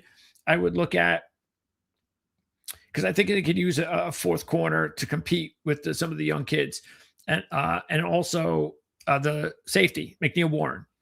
I think he would be a really good fit there. I mean, Jefferson's getting old. He is old. So, and Molden is not a top guy. So they could really use a really good player there. So I think McNeil Warren would be, or Thieneman, if he's still available. And another outside the box pick could be Sadiq. Let's say Sadiq lasts this long. Then I think that's because Jim Harbaugh loves his tight ends. And so I think if he could get Sadiq, best player available, why not? I don't think he's going to be there. Next up, the Eagles. And the Eagles, speaking of Emmanuel McNeil Warren, this is where I have them going. So Epps is just a holdover. You know, Makuba had some ups and downs as a typical rookie. So you throw in McNeil Warren. That'd be an excellent upgrade for the Eagles. Keep this in mind. 10 of the last 12 picks by the Eagles in the first 3 rounds of the draft have been defensive players. The other 2 were offensive guard and center. All right. So they have historically, in the last 3 years, in the first 3 rounds, gone defense. And that's where we're kind of going here, of course. And look, they could go edge. I think if you look at edge here, I mean, the problem is, look, when you get past Reese and Bailey, there's a little drop to Howell when I'm talking about 3-4 edge rushers. And then you have an even bigger drop. So that's why it's even though there is depth at pass rush, does it fit the scheme? All right. Mesidor, he fits more the 4-3, just like Parker. I mean, Lawrence can go 3-4, but he's not supposed to be a first round draft pick. But again, who knows? Maybe he goes late in the first round. So Eagles can use edge rusher. And I would also look at the offensive tackle position. They have to find Lane Johnson's replacement. The sooner the better. Freeling would be an excellent pickup for them. If the Chargers don't take him, Eagles could definitely look at Freeling. They could also look at Miller, who's more ready to play. But if they want to go that direction. And also, again, if he's available, if he's still on the clock, I would also look at Sadiq as a possibility because he would probably be too good to pass up. I don't think he'll be there. I feel like I've said that before. All right, the Cleveland Browns. So now look, we have Love going to the Browns, but he can go to the Cardinals, he can go to the Titans, and he can go to the Giants. So that statistically speaking, he's probably not going to be there for the Browns. And again, as I was saying before, what do you do if you need offensive line, though? Shouldn't you just wait later on? Yes, I still believe that. Therefore, if Love is gone, which he probably will be, I think Sadiq could go to the Browns. I think it's because they need weapons on offense. Now, they could also go. See, here's the reason why I'm against Tyson or another receiver going to Cleveland like Tate, because Monken and his history of running like 32nd in the league, 11 personnel packages, 3 wide receivers. So if you're not going to use 3 wide receivers a lot, you don't really need a deep group of receivers. Why do you think people would always complain about, Lamar Jackson, he never has enough receivers? But he had 3 tight ends. So I'd keep an eye on Sadiq. So let's say that's the case and Sadiq's gone to the Browns. It's still an offensive player, and that's what they need. I don't think it would change what they get here because, again, the idea is they need an offensive lineman. You can wait for your second pick. And that's what I have the Browns doing, taking Blake Miller, offensive tackle, with their second pick. And I also would consider that this might be where we finally see Ty Simpson going. Next up, let's go to the Chicago Bears.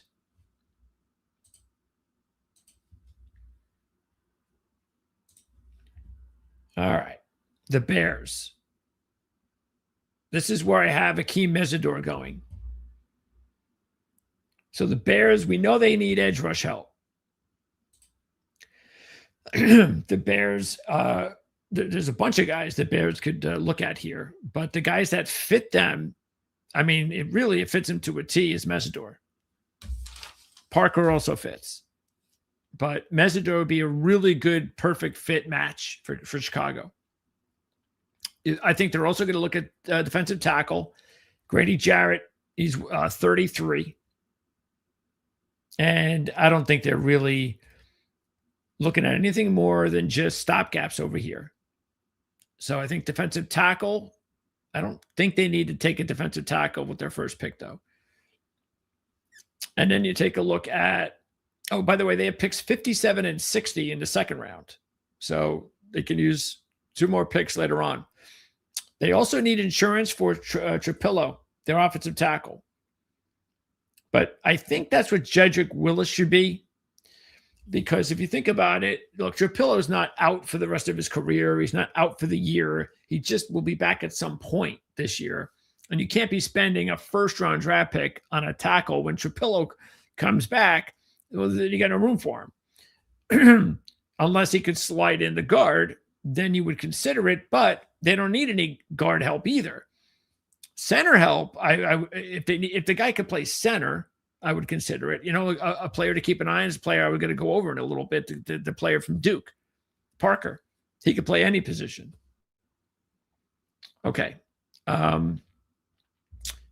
Also, defensively, they lost Brisker and Byard. So they replaced him with Lewis and Bryant. Bryant, good move. Lewis, eh.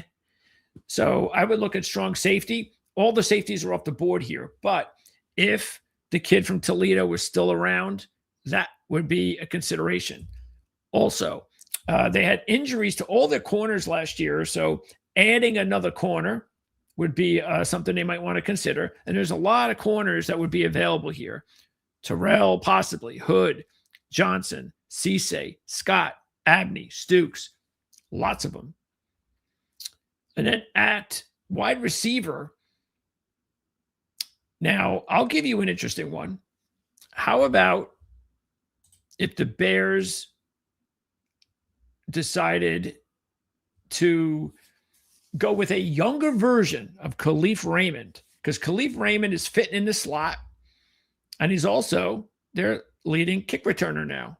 Number one, big free agent move. Johnson gets his former player. Well, what if he gets a younger version called KC Concepcion? I would keep an eye on that. I would also keep an eye on Tyson. I don't think he's lasting this long. He could, but again, it all depends. If I will say this, if he gets out of the top 10 or the top 12 or whatever, once he gets past the Rams, that's a good benchmark. Let's say it gets past the Rams and Tate and Lemon are gone. Let's say the Rams take Lemon and Tate's already gone. And we're past 13, he could slide. Because then that means, yes, everybody is questioning his injury situation, and they question taking a player that high because of it. But hey, I love the guy. I think he's awesome. I hope he stays healthy. I hate injuries to athletes. I hate it. I hate it. I hate it.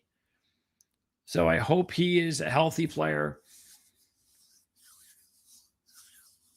And it's great for the league. Okay. So McDonald, I would also look at, like I said, they need a defensive tackle. So I look at McDonald here. Again, wide receiver with Concepcion. But I'm going with Mesidor for Chicago. Buffalo. All right. Now, look, there's no way I see Tyson lasting this long. But again, I could say that with a few of these picks. I will say this for sure, because I was saying some of the other picks, I would make a pick and I'd say, well, if Tyson's available, but there's no way Jordan Tyson would get past the Bills. And so if he slides because of the injury, he ain't getting past the Bills. I hope if he's still there, he does. I don't want the Bills getting him. But let's say he goes in the top 10, Tyson, and he's off the board. That still leaves some pretty good potential players here. And I think Boston would make the most sense.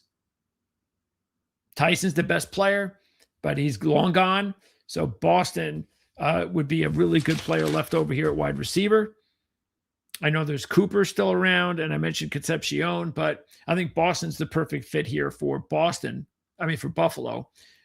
Other players I would look at. Let me just go over Buffalo's needs first. Again, we know they need a wide receiver, and the only other position on offense they need is left guard. But they can take care of that later. Defensively, all right, you got to get a corner in, okay, because Christian Benford, he's been a solid player, but I don't know about recently. And then you're good here with Hairston, and D. Alford is just okay. So they could really use, because they don't have a lot of depth, so they could really use another corner here. They could also use a future strong safety, because Gardner Johnson won't be here long unless they believe in Hancock. And they also need an inside linebacker, because these two guys, and look, Milano, unless they bring him back, Dorian Williams and Terrell Bernard are good, talented players that they drafted, and I think they were good picks, but they haven't developed.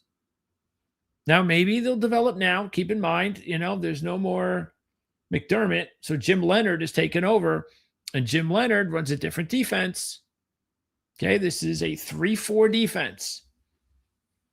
And there's other things different about the defense, but maybe that'll get things going for Williams and Bernard, and they just needed a different defense.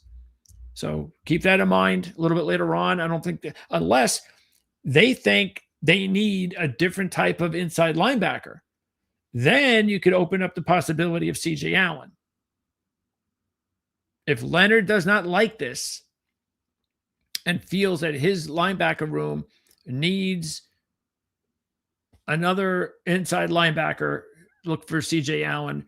He's the top inside linebacker to more than likely get drafted. And I think that's it. They need an edge rusher again. If you take a look at it, Bradley Chubb move was awesome if he's healthy. But I don't really like the depth, so a third edge rusher would also be a good idea. Okay, let's move on. San Francisco is next.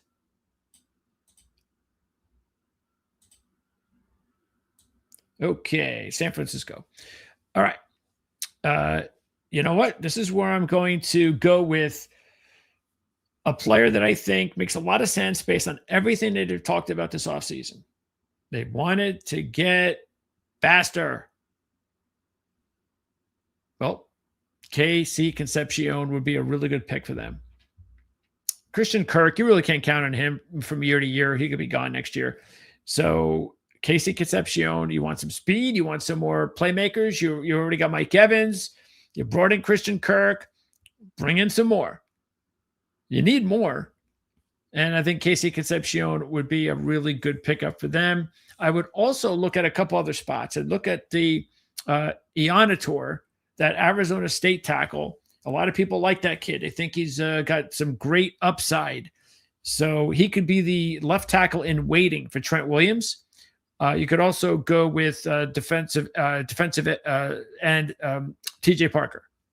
I think, again, this would be a good fit in the 4-3 scheme for Parker. Next up is Houston. They're going to be real difficult to figure out.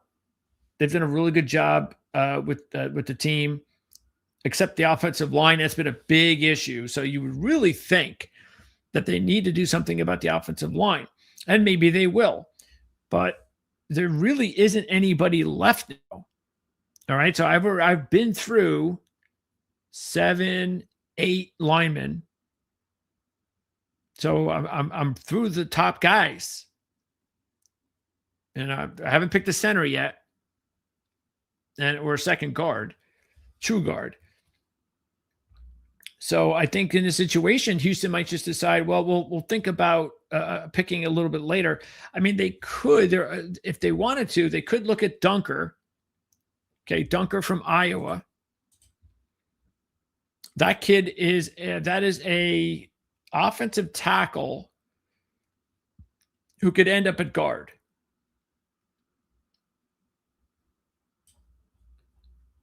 Yeah, matter of fact, let me see. What do I have him? I think I might. Oh, yeah. Okay. Yeah. I still have him in my own notes, have him at tackle, but he is definitely a guard capable, and maybe even that's where he's going to head from Iowa. So that's a possibility. Also for Houston, I would keep an eye on, same thing like with San Francisco, I'd keep an eye on Ionitor. He's the best tackle prospect left. If he doesn't go to San Francisco, then he could be a really good pickup. Because again, you got the 2 veterans. You don't have to push him in that lineup. And for the defense, they run a 4-3. So again, I'm looking at Parker. I think he'd be a good fit. They can use a little bit of edge rush depth. And also, I would look at some more depth up front. I would look at Peter Woods. I think McDonald is the top play, which is where I'm going to go. So Caden McDonald is actually going to be my top pick, but Peter Woods If McDonald's not there, I think you could look at him. Woods is an opportunity. He could play a little bit more around the line of scrimmage. McDonald is your pure nose tackle. And another player to keep in mind for Houston would be Eli Stowers, the tight end. Because even though their tight end room is pretty decent, there really isn't. I mean, they don't have a difference maker here. They don't have a wow guy. And Eli Stowers can be a wow guy. So I look at Stowers as a possibility for Houston. Kansas City with their second pick is up next. And with our first pick, we did go with Maui Noah. Okay. So here we go with pick number 2. And the Chiefs, keep in mind, since we've already used an offensive tackle, offensively, wide receiver was something that we considered also early. You know, we were looking at Lemon early, and who knows? They might look at Tyson. They could look at Lemon. So that's another possibility for the Chiefs early. If Casey Concepcion is on the board here, I think they would definitely think about Concepcion, knowing Andy Reid. But they also have to do something on defense, and since they've already added an offensive player, and the Chiefs are a trade down candidate, absolutely, with both of their picks. So I would look at a couple of different spots. I would look at, you've got a cornerback. All right. And again, there's a lot of corners here. I just went over them. There's a lot of corners to choose from. You also have inside defensive tackle. They could use some additional help there. Woods, Banks, Hunter. I think those are possibilities. And also you have edge. Okay, so now that we're at edge, I think TJ Parker would be the pick. So it's time TJ Parker lands on one of these 4-3 teams that we talked about. So this would be a good place for TJ Parker. Next up, the Miami Dolphins.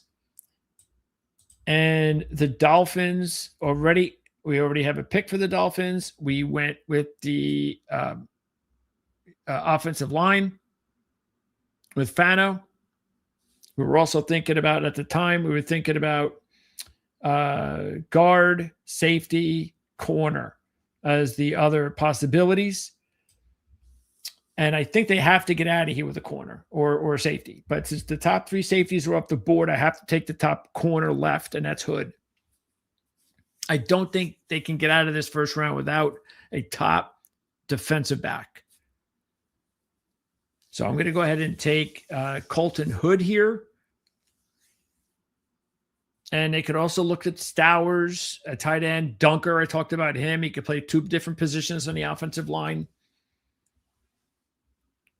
And you could look at Boston if they want to go that route. See, I don't think they're going to go with an offensive player early. But if they wanted to think about that, those are a couple of players that could be on the radar. Patriots next. And for New England, a few things I think that they need. They lose Chase on edge. They lose Tonga, nose tackle. They want to replace Morgan Moses at right tackle, no later than 2027. So you got to look there. And of course, the kid from Arizona State, he would fit. Another developmental guy. You know, Freeling would fit too, but long gone, I would assume. Stowers, he could be a good pick here. They need somebody to be the next Hunter Henry. Defensively, the other positions to look at are free safety and corner. They could really use a number 4 corner and the replacement for Kevin Byard. So my pick, yep, I haven't used him yet. I keep throwing him out there, but I haven't used him yet. So I'm going to go with Ionitor. Max Ionitor. The tackle prospect will not slide past the Patriots. Stowers and Peter Woods. Those are my other considerations. Because again, if you look up front here, nose tackle, big hole there. And unfortunately, McDonald's gone. But if McDonald is here, I think McDonald is the pick. But if they can't get McDonald, I think they could get another good player up front in Woods. And Seattle will wrap it up. So what does Seattle need? Well, one of the things they need a running back. Because Charbonnet is coming off an injury. Yes, they like Emmanuel Wilson and they like George Helani, but this is a running team. Okay, the new coordinator they brought in, this guy is like an offensive line coach, running coach. It wasn't by accident that McDonald hired a guy like that. So he's going to continue to run the football as well they should. But there's no Kenneth Walker now. But I think this is a little too high to find a running back. Or, a lot of people have Washington or Price, but I like Katron Allen. I think he's the second best running back.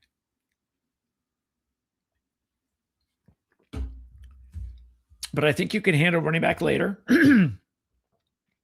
Also, they lost Woolen, so they need another corner. They lost Mafe. They need another edge on the defensive front. See, here's their corner situation.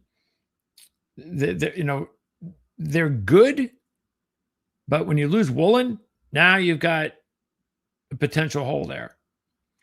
So they're going to add somebody at some point, definitely. Same thing at safety. They lost Bryant. So the question is, how much do they really like Rodney Thomas?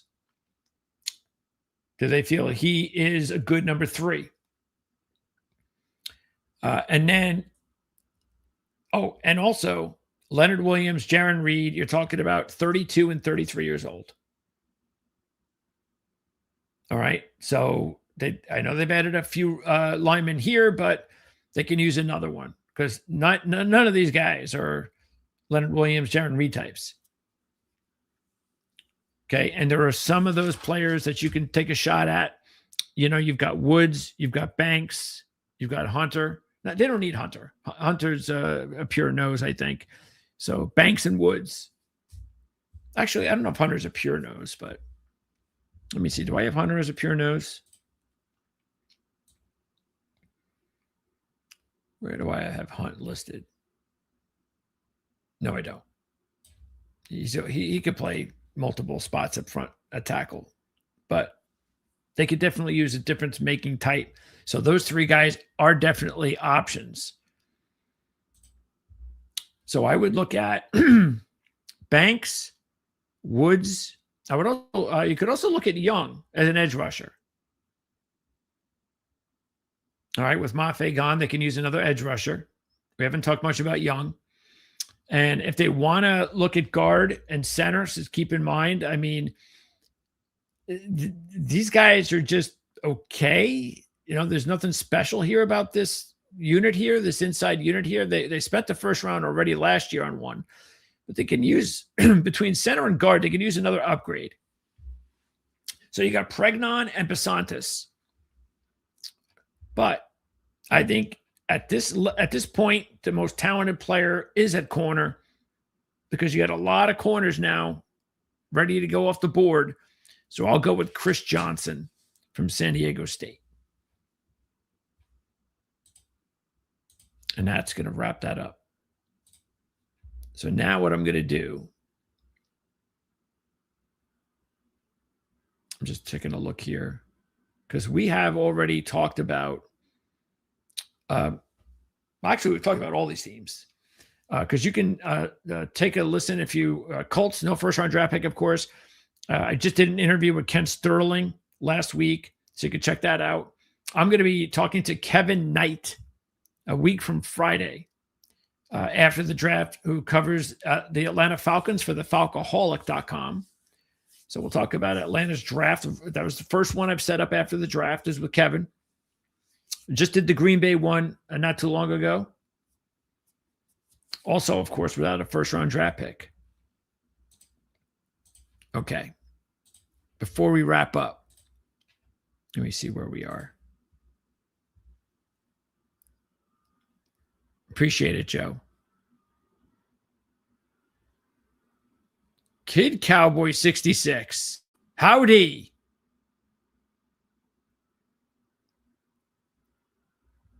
Okay. Let's talk about, I got to put something on here to entertain you guys while I talk.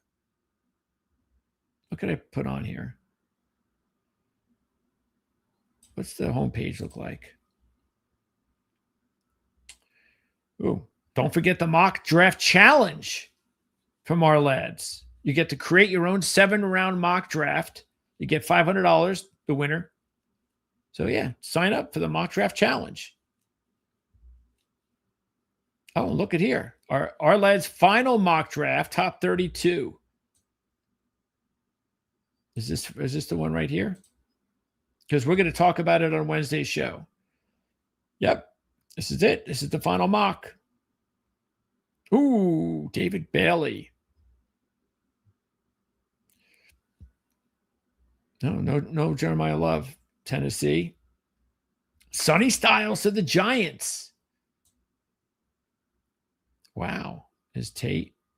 Anyways, you can see them all here. Okay. So check it out.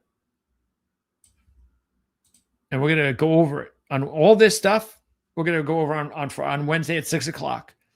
So Dave Syverson and John Cooper put that mock draft together, and we're going to talk. I talked to him Wednesday at 6 right here. Okay. So what I'm going to wrap up with, I'm going to give you players to be keeping an eye on, some sleepers out there. So let's go through quarterbacks. Oh, and just other notes, like for instance, Garrett Nussmeier. Keep an eye on Nussmeier as a potential landing spot with the Pittsburgh Steelers. Mike McCarthy is a relationship, worked with Nussmeier's dad. They coached together at one point, so he knows a lot about his son. And Pittsburgh can use maybe another young quarterback to compete with Howard. So I'd keep an eye on that. I do like Nussmeier. I like Nussmeier better than Simpson. I also like Drew Aller better. I'm a Drew Aller fan. I think it all depends with Aller where he goes. Aller is going to need proper teaching. And if he gets that proper instruction, he can be a really good player. He's got a lot to like, including the ability. He's got he actually has Josh Allen type of running ability. Okay, but he's sort of like a poor man's Josh Allen in that respect, because Josh Allen was a very inaccurate quarterback at Wyoming. Okay, he did something that quarterbacks don't normally do. They never do, actually. If you have a low percentage accuracy rate in college, you don't raise that in the NFL. That's not the way it works. It's the other way around. Usually you're like, I'm finding all guys wide open, 70%, 68%. And you come to the NFL and it comes back down to normal. But in college, it doesn't go up. But Josh Allen's a special player. Now, I don't think Drew Aller is Josh Allen. That's why I said he's a poor man's Josh Allen. So I think he get that accuracy going up a little bit. That's where the mechanics come in, the proper coaching. And I think he'll be a quality starter in this league. I have no problem with Carson Beck as a starter. He's got loads of experience. And he's also got loads of experience in big-time football games. So I think Carson Beck will be a starter in this league. And boy, we need him. As far as the other quarterbacks, Faniano from UConn, also a lot of experience. He's got great accuracy, so there's a lot to like about him. And he's got really good size. So I think he's going to be an interesting player to keep an eye on. Cade Klubnik should be as well. Sawyer Robertson has a lot of experience. I think Luke Altmaier is going to be a nice backup. And I don't know what to make of Diego Pavia, to tell you the truth. He's so small. It would be really hard for me to imagine that he'd be able to make it at that size as a backup, because he ain't starting that small. So I don't know. I don't know what to expect out of Diego. And then, I know a lot of people like Cole Payton. I'm not one of them. Look, I've seen this dance before in the FCS, and it does not usually work out in the NFL. But he's got good size, and he could definitely handle the athleticism part. But look, it's lots going to depend on where he goes, as usual. So we'll see. I just don't know if he's got what it takes to be professional starting quarterback. And Taylon Green is just way too erratic. He's a very good athlete, but another guy that's going to need a lot of work. And a real deep long shot, a sleeper, would be Jacob Clark. He's got good size, he's a lot of experience. Another player, another deep sleeper to keep an eye on. All right, running backs again. Katron Allen is my favorite.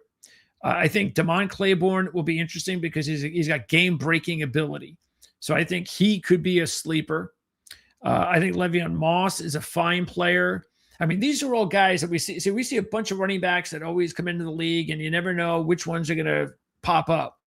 And I think Le'Veon Moss, the ones I've already mentioned, Jamari Taylor, I like his physicality. I think he has a shot. Nicholas Singleton. I mean, here's a kid a couple of years ago where I thought he was going to be a first-round lock. He was sort of going to, follow the projection of what's his name from Ohio State last year. And Singleton, it's like he peaked a couple of years ago. But what's great about Singleton is that he doesn't have, even for a 4-year starter, he doesn't have a lot of wear and tear because he shared the load with Katron Allen. So that's good for both of them. But he's a really complete running back. So that's what I like about Singleton. He doesn't have to be a star, but Singleton should be a very good pro. He's got good size. He's got good explosive play ability. He can pass protect, catch out of the backfield, all of it. And he's got speed. So he could be, maybe he's going to unlock his overall potential in the NFL. I would definitely consider Nick Singleton one of those running backs that could break out in the NFL. Jonah Coleman, I'm a fan. I like Coleman. I like his ability to run in between the tackles and be a tough kid and all that. I don't think he's a star, but I think he's a player. Mike Washington, he just fumbles the ball too much for me. And I don't think he's as good as everybody is touting him because of how he's looked so far this offseason. But I think he's a player. Tough kid. Just like Emmett Johnson, tough kid. Very assertive runner. Keon Black is a nice lunch pail runner as well for the national champs. Kentrell Bullock would be a developmental sleeper for me from South Alabama. The top fullbacks, you want to keep an eye on Max Bredesen from Michigan and Eli Heidenreich from Navy. Not a lot of teams have fullbacks, so keep an eye on those two. I think they'll be good pros. Moving along at wide receiver, I'm a big fan of Chris Bells at Louisville. It sucked that he injured his knee in November. I'm really disappointed about that. I hope he's going to be okay because he's such a physical player. That's the thing I'm worried about. But I really like him. I love his game. He is such a physical, nasty player when he runs the football. Those are football players. So I think Chris Bell, if he could stay healthy, would be a really nice bargain. Because of that injury, he's going to go a little later, and he'd be a nice player to track. Brazel, the kid from Tennessee. I mean, this is a kid that there's a lot to like about him. I mean, he's got excellent size. I mean, he doesn't have as much physical size as he does length, but there's a lot to like about him. And I think he's somebody that is going to go probably early second round and could be a player. Matter of fact, I think there were points last year when Brazel was looked at as a legitimate first round, maybe first receiver picked player. So I definitely keep an eye on Brazel. Jacoby Lane. Everybody, of course, talks about Lemon as well. They should, but nice possession receiver, good size. I think he's going to be a good pro. Same thing with Skylar Bell from UConn. Doesn't have the size, but he should be a really good slot receiver in the NFL. Malachi Fields has the size as well at Notre Dame. I know he's had a good offseason. I just wonder whether or not, I don't know. I just wonder whether or not it's workouts over production. We'll see. He is definitely an intriguing player. Definitely, with the combination of size and speed. J. Michael Sturdivant, he also had a very good workouts this recent offseason. Good deep threat, okay, with really good size. So the good combination. Might be a nice little sleeper, J. Michael Sturdivant. A lot of people like Ted Hurst out of Georgia State. A lot of people like Ted Hurst. So I can't even say he's a sleeper because everybody talks about him. But he's got vertical ability. Comes from a smaller school like Georgia State. There's a lot to like about Ted Hurst. So he'd be a nice receiver for sure. Somebody that could maybe pick things up pretty quickly too. Jeremy Bernard. We don't talk too much about Jeremy, but he's another one. He's a nice little weapon, sort of like a chess piece you can put on your team and fill a lot of different roles. So keep an eye on Jeremy Bernard. I think he'll be fine. Josh Cameron from Baylor has got really good size. And he also is a really good punt returner. So if you're looking for a returner and a receiver, maybe a number 3 receiver type, Josh Cameron definitely fits the bill. Damon Reed. I really love Damon Reed with Pittsburgh. But he's looking more like sort of like Diego Pavia, a little too small to be the difference maker he was in college and the NFL. But I don't know. I think he'll find a way. I think there'll be a team that can use him in a variety of ways, especially a returner, special teams. Get him the ball. Find him the ball a few times a game, and he might be able to figure it out. So he's a good player. Antonio Williams, I think he's interesting because there's a lot of talent there. These Clemson players, it's amazing. We went into the final year last year with Clemson thinking that they were going to be a national championship favorite. And these were the players. Every Clemson player we've talked about already were all parts of that. And all of them had disappointing seasons, except maybe Avion Terrell. And Antonio Williams is one of them. He was supposed to be the number 1 receiver on the number 1 team. So he'll play in the slot. Keep an eye on Antonio Williams. He still has talent. And if you're a team that likes to play the screen game, you get one of those coordinators that's their game, the screen game. Zachariah Branch could be somebody to keep an eye on. So again, somebody like Jeremy Bernard, a little weapon you can use in the backfield, do a bunch of different things. Developmental guys that intrigued me in college that I think could be interesting down the road. Eric McAllister from TCU, really good size, deep threat possibility, made some big plays for a big school. So I think Eric McAllister is interesting. And I know a lot of people like Bryce Lance, Trey's brother, and why not? Big time player in the FCS, a lot to like there. Deep threat, that sort of thing. Bryce Lance is another player that we want to keep an eye on. Some other returner type gadgety guys. I mean, there's a few of them out there. Gabriel Benyard from Kennesaw State. I'd keep an eye on him. I really like other sleepers. I like Keegan Johnson from New Mexico. Anthony Smith from East Carolina. He was a North Carolina State receiver. Went to East Carolina last year and had a tremendous year, over 1,000 yards, and ran a 4.32 on his pro day. So I'd look at Anthony Smith as maybe a nice little sleeper, downfield sleeper. You got Camden Brown from Georgia Southern. Hank Beatty from Illinois is a nice little slot receiver. He's also an elite punt returner. So Hank Beatty from Illinois. Another really good kick returner is Xavion Thomas from LSU. I think Chase Roberts is a good player from BYU. It's just a matter of finding a role for him. Tight ends, about Sadiq and Stowers. Claire, because Koziol from Houston, Royer from Cincinnati. Those guys can go in any way, 3 to 5 right there. I think that's kind of where they fit as far as tight ends. So, yeah, I think that Claire's the guy that's more of the throwback, I can block and catch tight end. That's why I think he's the third best prospect at tight end. Koziol, you can play him at a bunch of different roles, slot, that sort of thing. Joe Royer, he might have some ability to be a Max Claire type blocker, so I'd keep an eye on him too. He actually played at Ohio State before going to Cincinnati.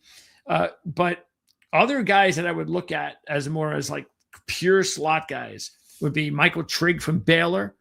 So I think he's going to be a definite slot player. He's got really good production out of Baylor. First team, all Big 12 this past year. Justin Jolie from NC State's another one.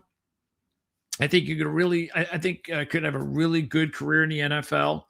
A lot of big plays, a lot of production from NC State. Justin Jolie. And Jack Endries is another one that I think could work out well in the slot. Best blocking tight ends, there's 2 of them. Sam Roush is the best one of the class. So he's not going to give you a whole lot in the passing game, but he is clearly the best blocking tight end in the class. So that's Sam Roush at Stanford. And Brock Lane from Utah State would be my sleeper. And I've hit on a few of these over the last few years.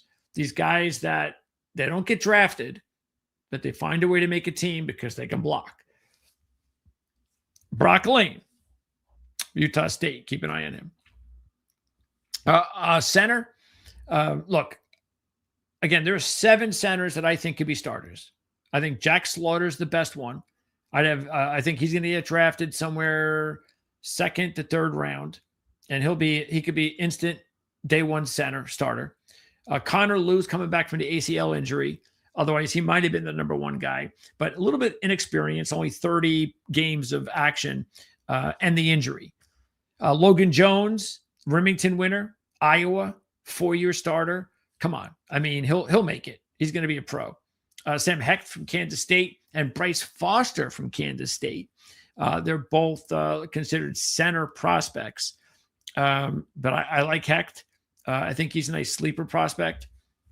Foster, meanwhile, he's had some good experience, and there's belief that he's a ready-made type of player that you don't have to wait too long. He could plug and play pretty early in his career. Parker Brailsford, that's the kind of guard you'll see like in the zone teams. He's got the athleticism you're looking for, the elite quickness.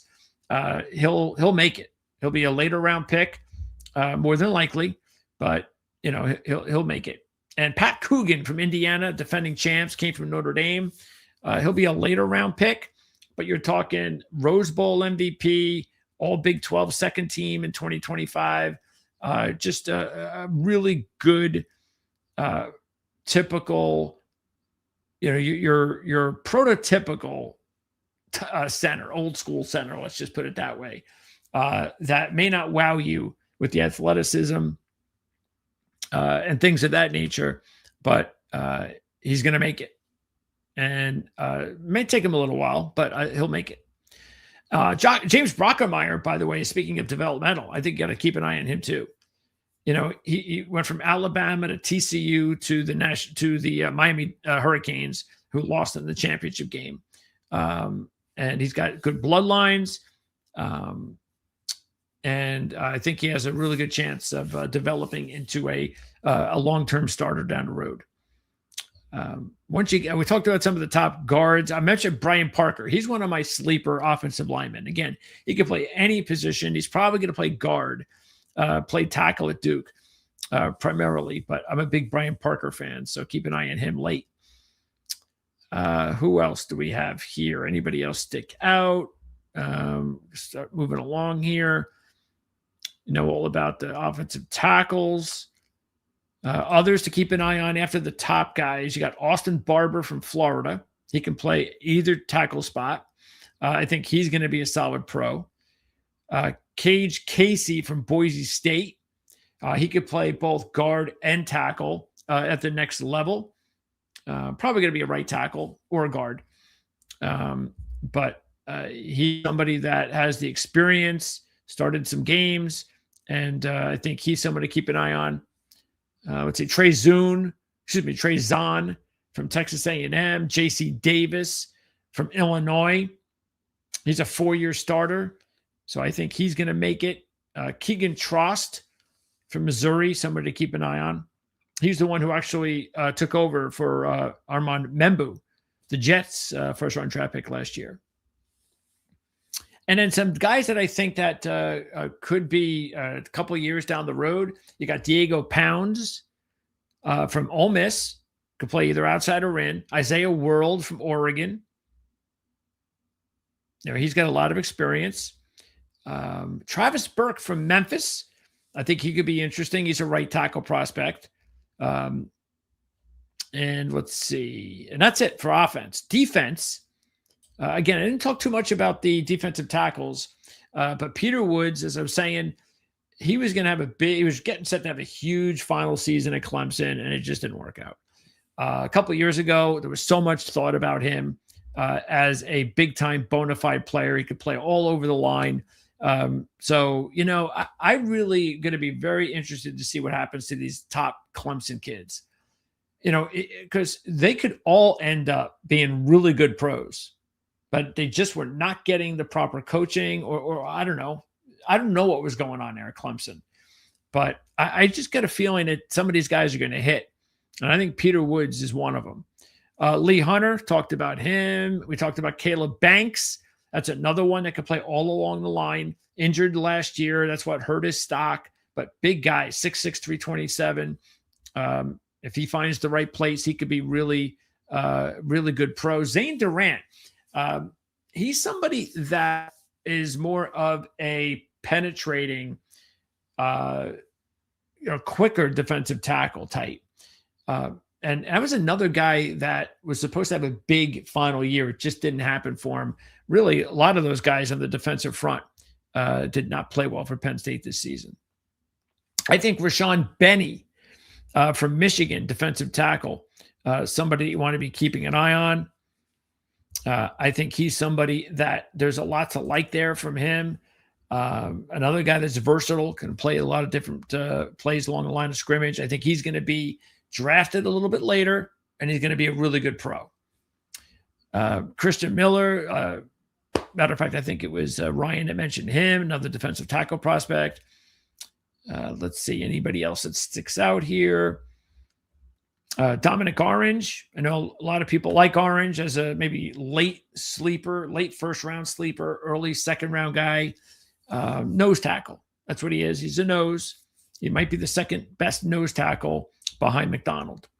And Dante Corleone. It's about staying healthy for Corleone, but the kid's got a lot of talent. Big guy, 340, but he's only 6 foot, which is a little short, but a lot of experience, 4 years of experience. He won't get drafted high, but I don't see any reason why he won't make a good pro if he can stay healthy. Darrell Jackson, too, another nose tackle that should have a good career. Some sleepers, you got Landon Robinson from Navy. He was the AAC Defensive Player of the Year. Okay, so keep an eye on Landon Robinson. You got Aaron Graves from Iowa, and Jordan Vandenberg from Georgia Tech, a couple other developmental tackles to keep in mind. Who else do we have here? Oh, Nadeem Tucker from Western Michigan. Now, this is going to be one of those edge rushers that is going to make it in the NFL that is not going to be drafted high, meaning first round. But he'll be drafted somewhere on day 2, and I think he's a major sleeper.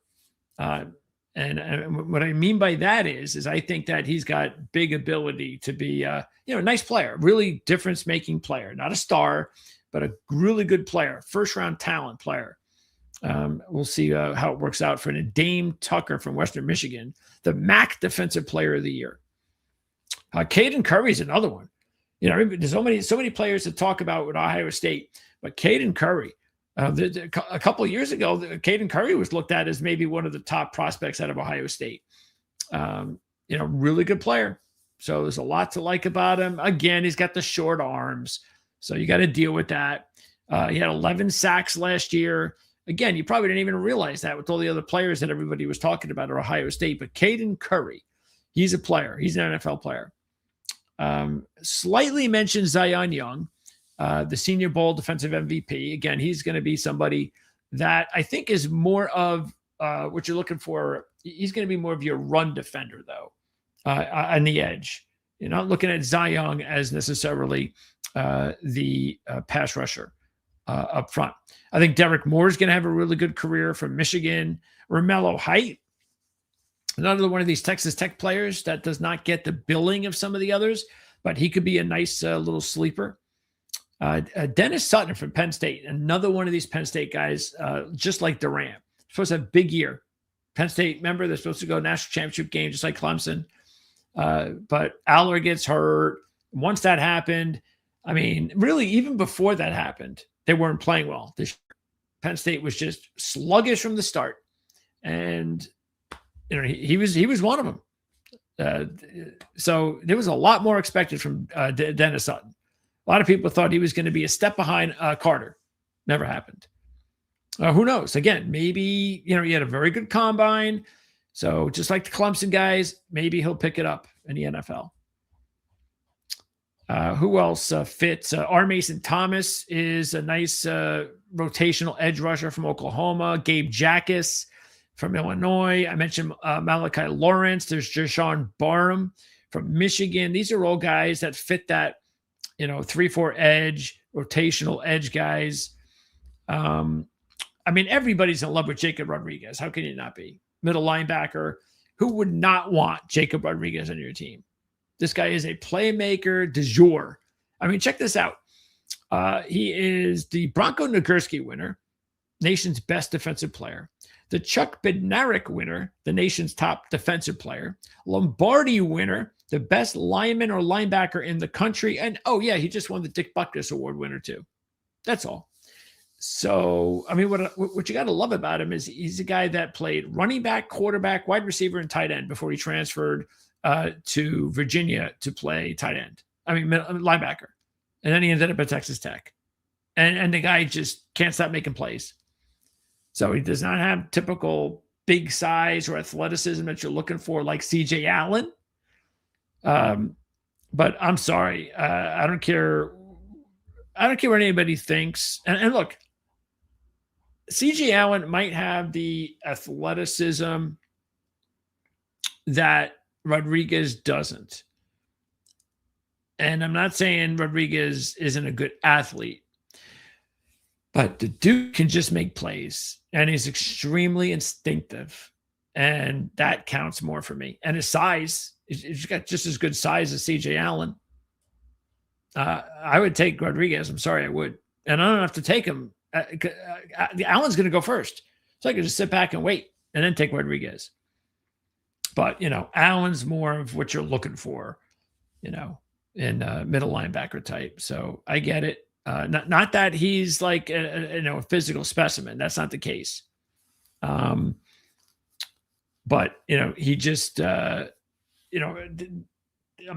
also not saying that he doesn't have the instincts as well, but he's just more of to me, I think Allen is more like you're a good throwback middle linebacker type. Good solid middle linebacker type. You want tackles, he's going to give it to you. That's CJ Allen. I'm going to stop the run. That's what I'm going to do. But Rodriguez is going to make plays. Is going to make plays to change the game. And that's what I want. I'd also take a look at Anthony Hill from Texas. That guy's got even better size. And I don't think there's anything. I don't think he's that much further along talent-wise than both of those guys I just mentioned. He might even be the best of the three, Anthony Hill. So there's some good players there. Jack Golday. Again, all these guys are probably all going to go in the second round. They're all going to be really good linebackers on day 2. Let's see. Kyle Lewis. A lot of people like him because he's a converted safety, played linebacker, so he has experience in both. He's a hybrid, but that could be a good thing. He's only 6 foot 220. Again, that's where his safety comes from. But you can find a way to maybe even make it to a big nickel. So I think he's got promise. Harold Perkins, boy, a couple of years ago, first team 2023 All SEC. And there was so much expected from Harold Perkins. It just did not happen because of the injury in 2024. So he didn't look the part last year. But I'm very intrigued to see if he can take that next step in the second year from the ACL, because he was a very good player before that. Let's see. And he got other players, good players, linebackers. He's got Deontay Lawson, Terrion York, Aiden Fisher from Indiana, Bryce Betcher from Oregon, Red Murdoch from Buffalo, Jimmy Rolder from Michigan. There's a lot of nice linebackers that are going to be drafted in the middle rounds that are going to make nice players in the NFL. Jack Kelly from BYU, I think, is a nice sleeper. And there's some really deep sleepers based on where their drafting status is. Jaden Duggar from Louisiana, Jordan Pollard from San Jose State, Desmond Purnell from Kansas State, Whit Weeks from LSU. Very fast, high motor, versatile. Nice sleeper. Caden Fordham from North Carolina State, another sleeper, defensive captain. Heart and soul of the Wolfpack defense. Barron Hobson, Kennesaw State, Conference USA Defensive Player of the Year. Undersized, okay, Kennesaw State player, but keep an eye on him. We'll see where he fits. Corners, we're almost over. Corners, I've gone through a bunch of them, mentioned a lot of them. Keith Abney, we didn't draft Keith Abney, but he's going to be a good one. He'll be a second-round draft pick. He was, what was he? First team All Big 12 this past year. Size, that's 5'10", 187, but he'll be a pro. Trade in Stukes from Arizona, 5-year starter. That's another one to keep an eye on. Another player, second-round draft pick type guy that will be able to start in the NFL. And he's got snaps in a lot of nickel, outside, safety. He's seen it all. We mentioned Cisse from South Carolina. I think Dalen Everett from Georgia. Not expected to be drafted high, but there's a lot to like about him. A lot of good experience, 3-year starter for a big-time program. Will Lee from Texas A&M, good size, 4-year starter. Another one to keep an eye on. Hezekiah Massis from Cal, really good size, length, 6'1", 4-year starter. And keep in mind, even though he was just for Cal 1 year, 9 defensive backs have been drafted from Cal since 2020. Keep an eye on him. Malik Muhammad from Texas, another one. Keep an eye on him. Andre Fuller from Toledo. Okay. Keontae Scott. We haven't talked about him yet. I think he's going to be really good. If he takes that next step, because he didn't do anything at Auburn. He goes to Miami and blows up and was a huge piece of that secondary from Miami. We know how good their defense was. He was the reason that secondary shined. A lot to like about him. Versatile, can play the nickel. And you're looking for a big nickel? Keontae Scott. Only thing is, he'll be 25. That's what you have to worry about. That's why he's going to be drafted a little bit later than normal. And then you got 2 guys that are not very big, but will make it and will be good pros. D'Angelo Pons from Indiana and Chandler Rivers from Duke. Pons is only 5'8", 182. Rivers is 5'9", 185. But both players are elite corners. Pons, he had a decorated career. Matter of fact, in the Big Ten, okay, we're not talking about, his James Madison years, but in the Big Ten, he ended up being first team.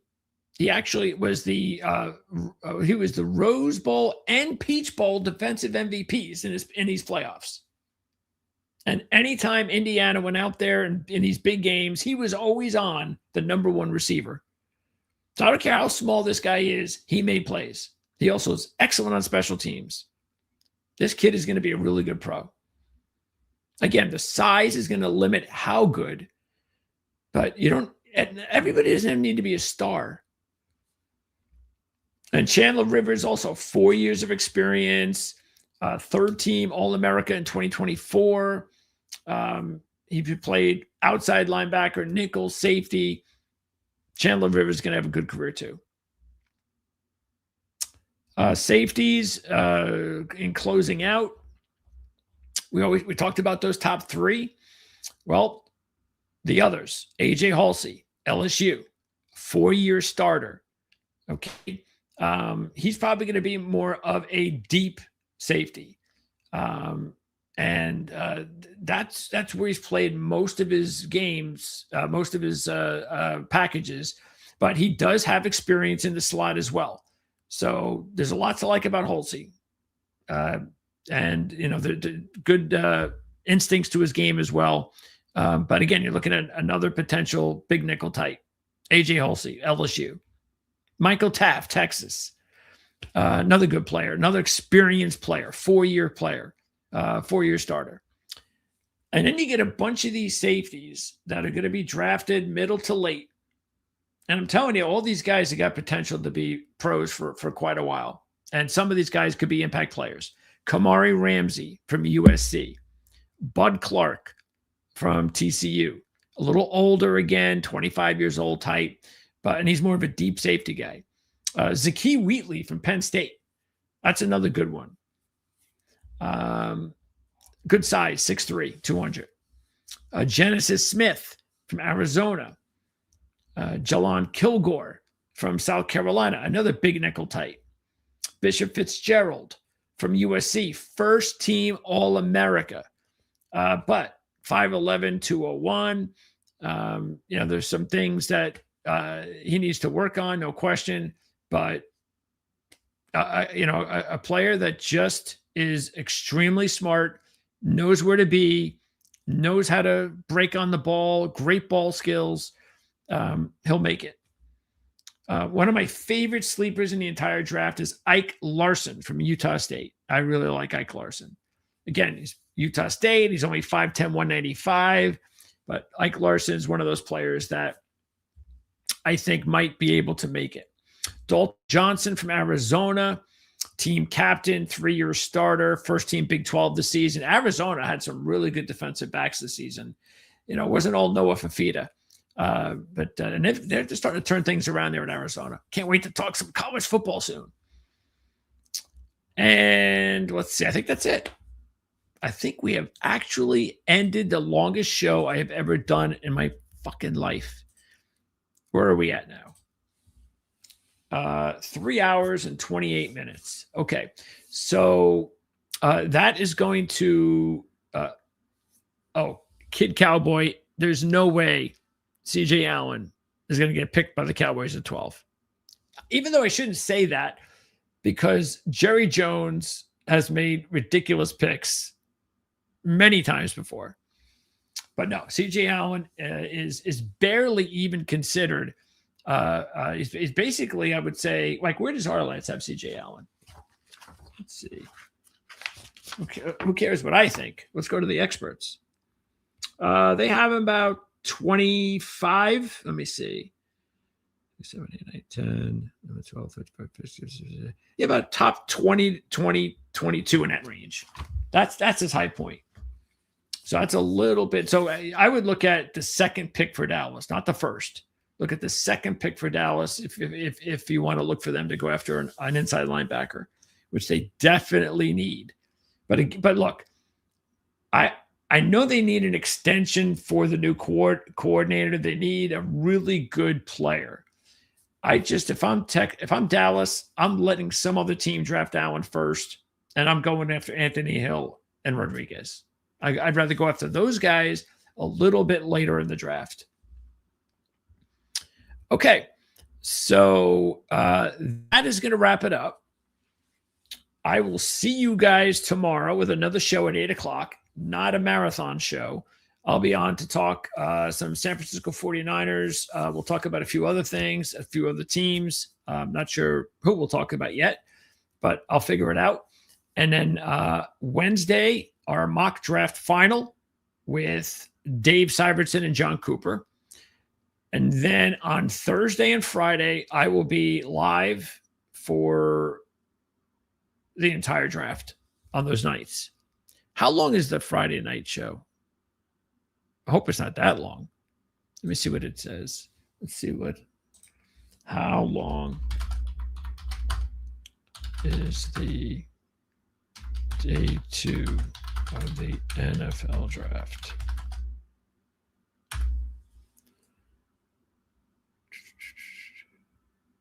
Holy crap. 4 hours? Oof. I think I can make that. I made 3.5 hours tonight. And the good thing about like Friday or like even Thursday is it's actually going to be more, actually Friday will be easier because it'll be quicker.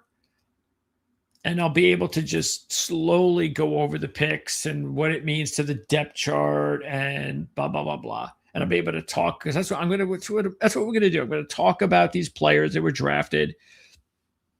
I've got all this awesome scouting report information I can share with you, not word for word, but I've got my own notes, and we'll go over all these players and let you know all about it. And then I'll just bring some, I don't know. Maybe I'll bring I think I could get like a Gatorade bar, something like this. I'll have this by my side, or maybe some Ritz crackers, something like that. A couple things of water. And I'll take a timeout or two. I'll where's the thing? I'll do that. Oh, look, I got my Proline TV logo on there. I may have to switch that. Let me see if I could do that right now. Edit avatar. Oh, I don't have the Ourlads logo up there. I could put it up there right now. Let's see. Where's my Ourlads logo? There it is.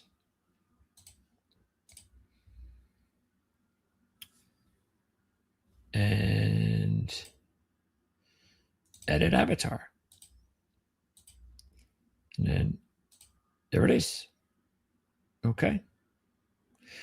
So I'll have to do that like once or twice tomorrow. Once or twice on Friday. Take a break. Get caught up. And I know you guys are going to be glued to the TV, but I'll do my best to offer as much information as I can. So, if you're looking for another break, you'll get it right here, or you can just check us out on demand. Because I know once the draft is over and you're done watching ESPN and the NFL Network, you're looking for more content, as much as you can get, and we'll be here. So you can check us out. And I know we probably won't have a lot of live viewers, but I'm sure we'll do pretty good with our on-demand viewers. And again, don't forget to subscribe, like, share. All that stuff's really important. I can't be doing 3 hours or 2 hours a day, 5 days a week without the subscribers. So if you guys don't subscribe, then I won't be doing this very long. So if you really enjoy the content and you've already subscribed, then do other things. Share the program so other people can check it out. Tell your friends, all that fun stuff.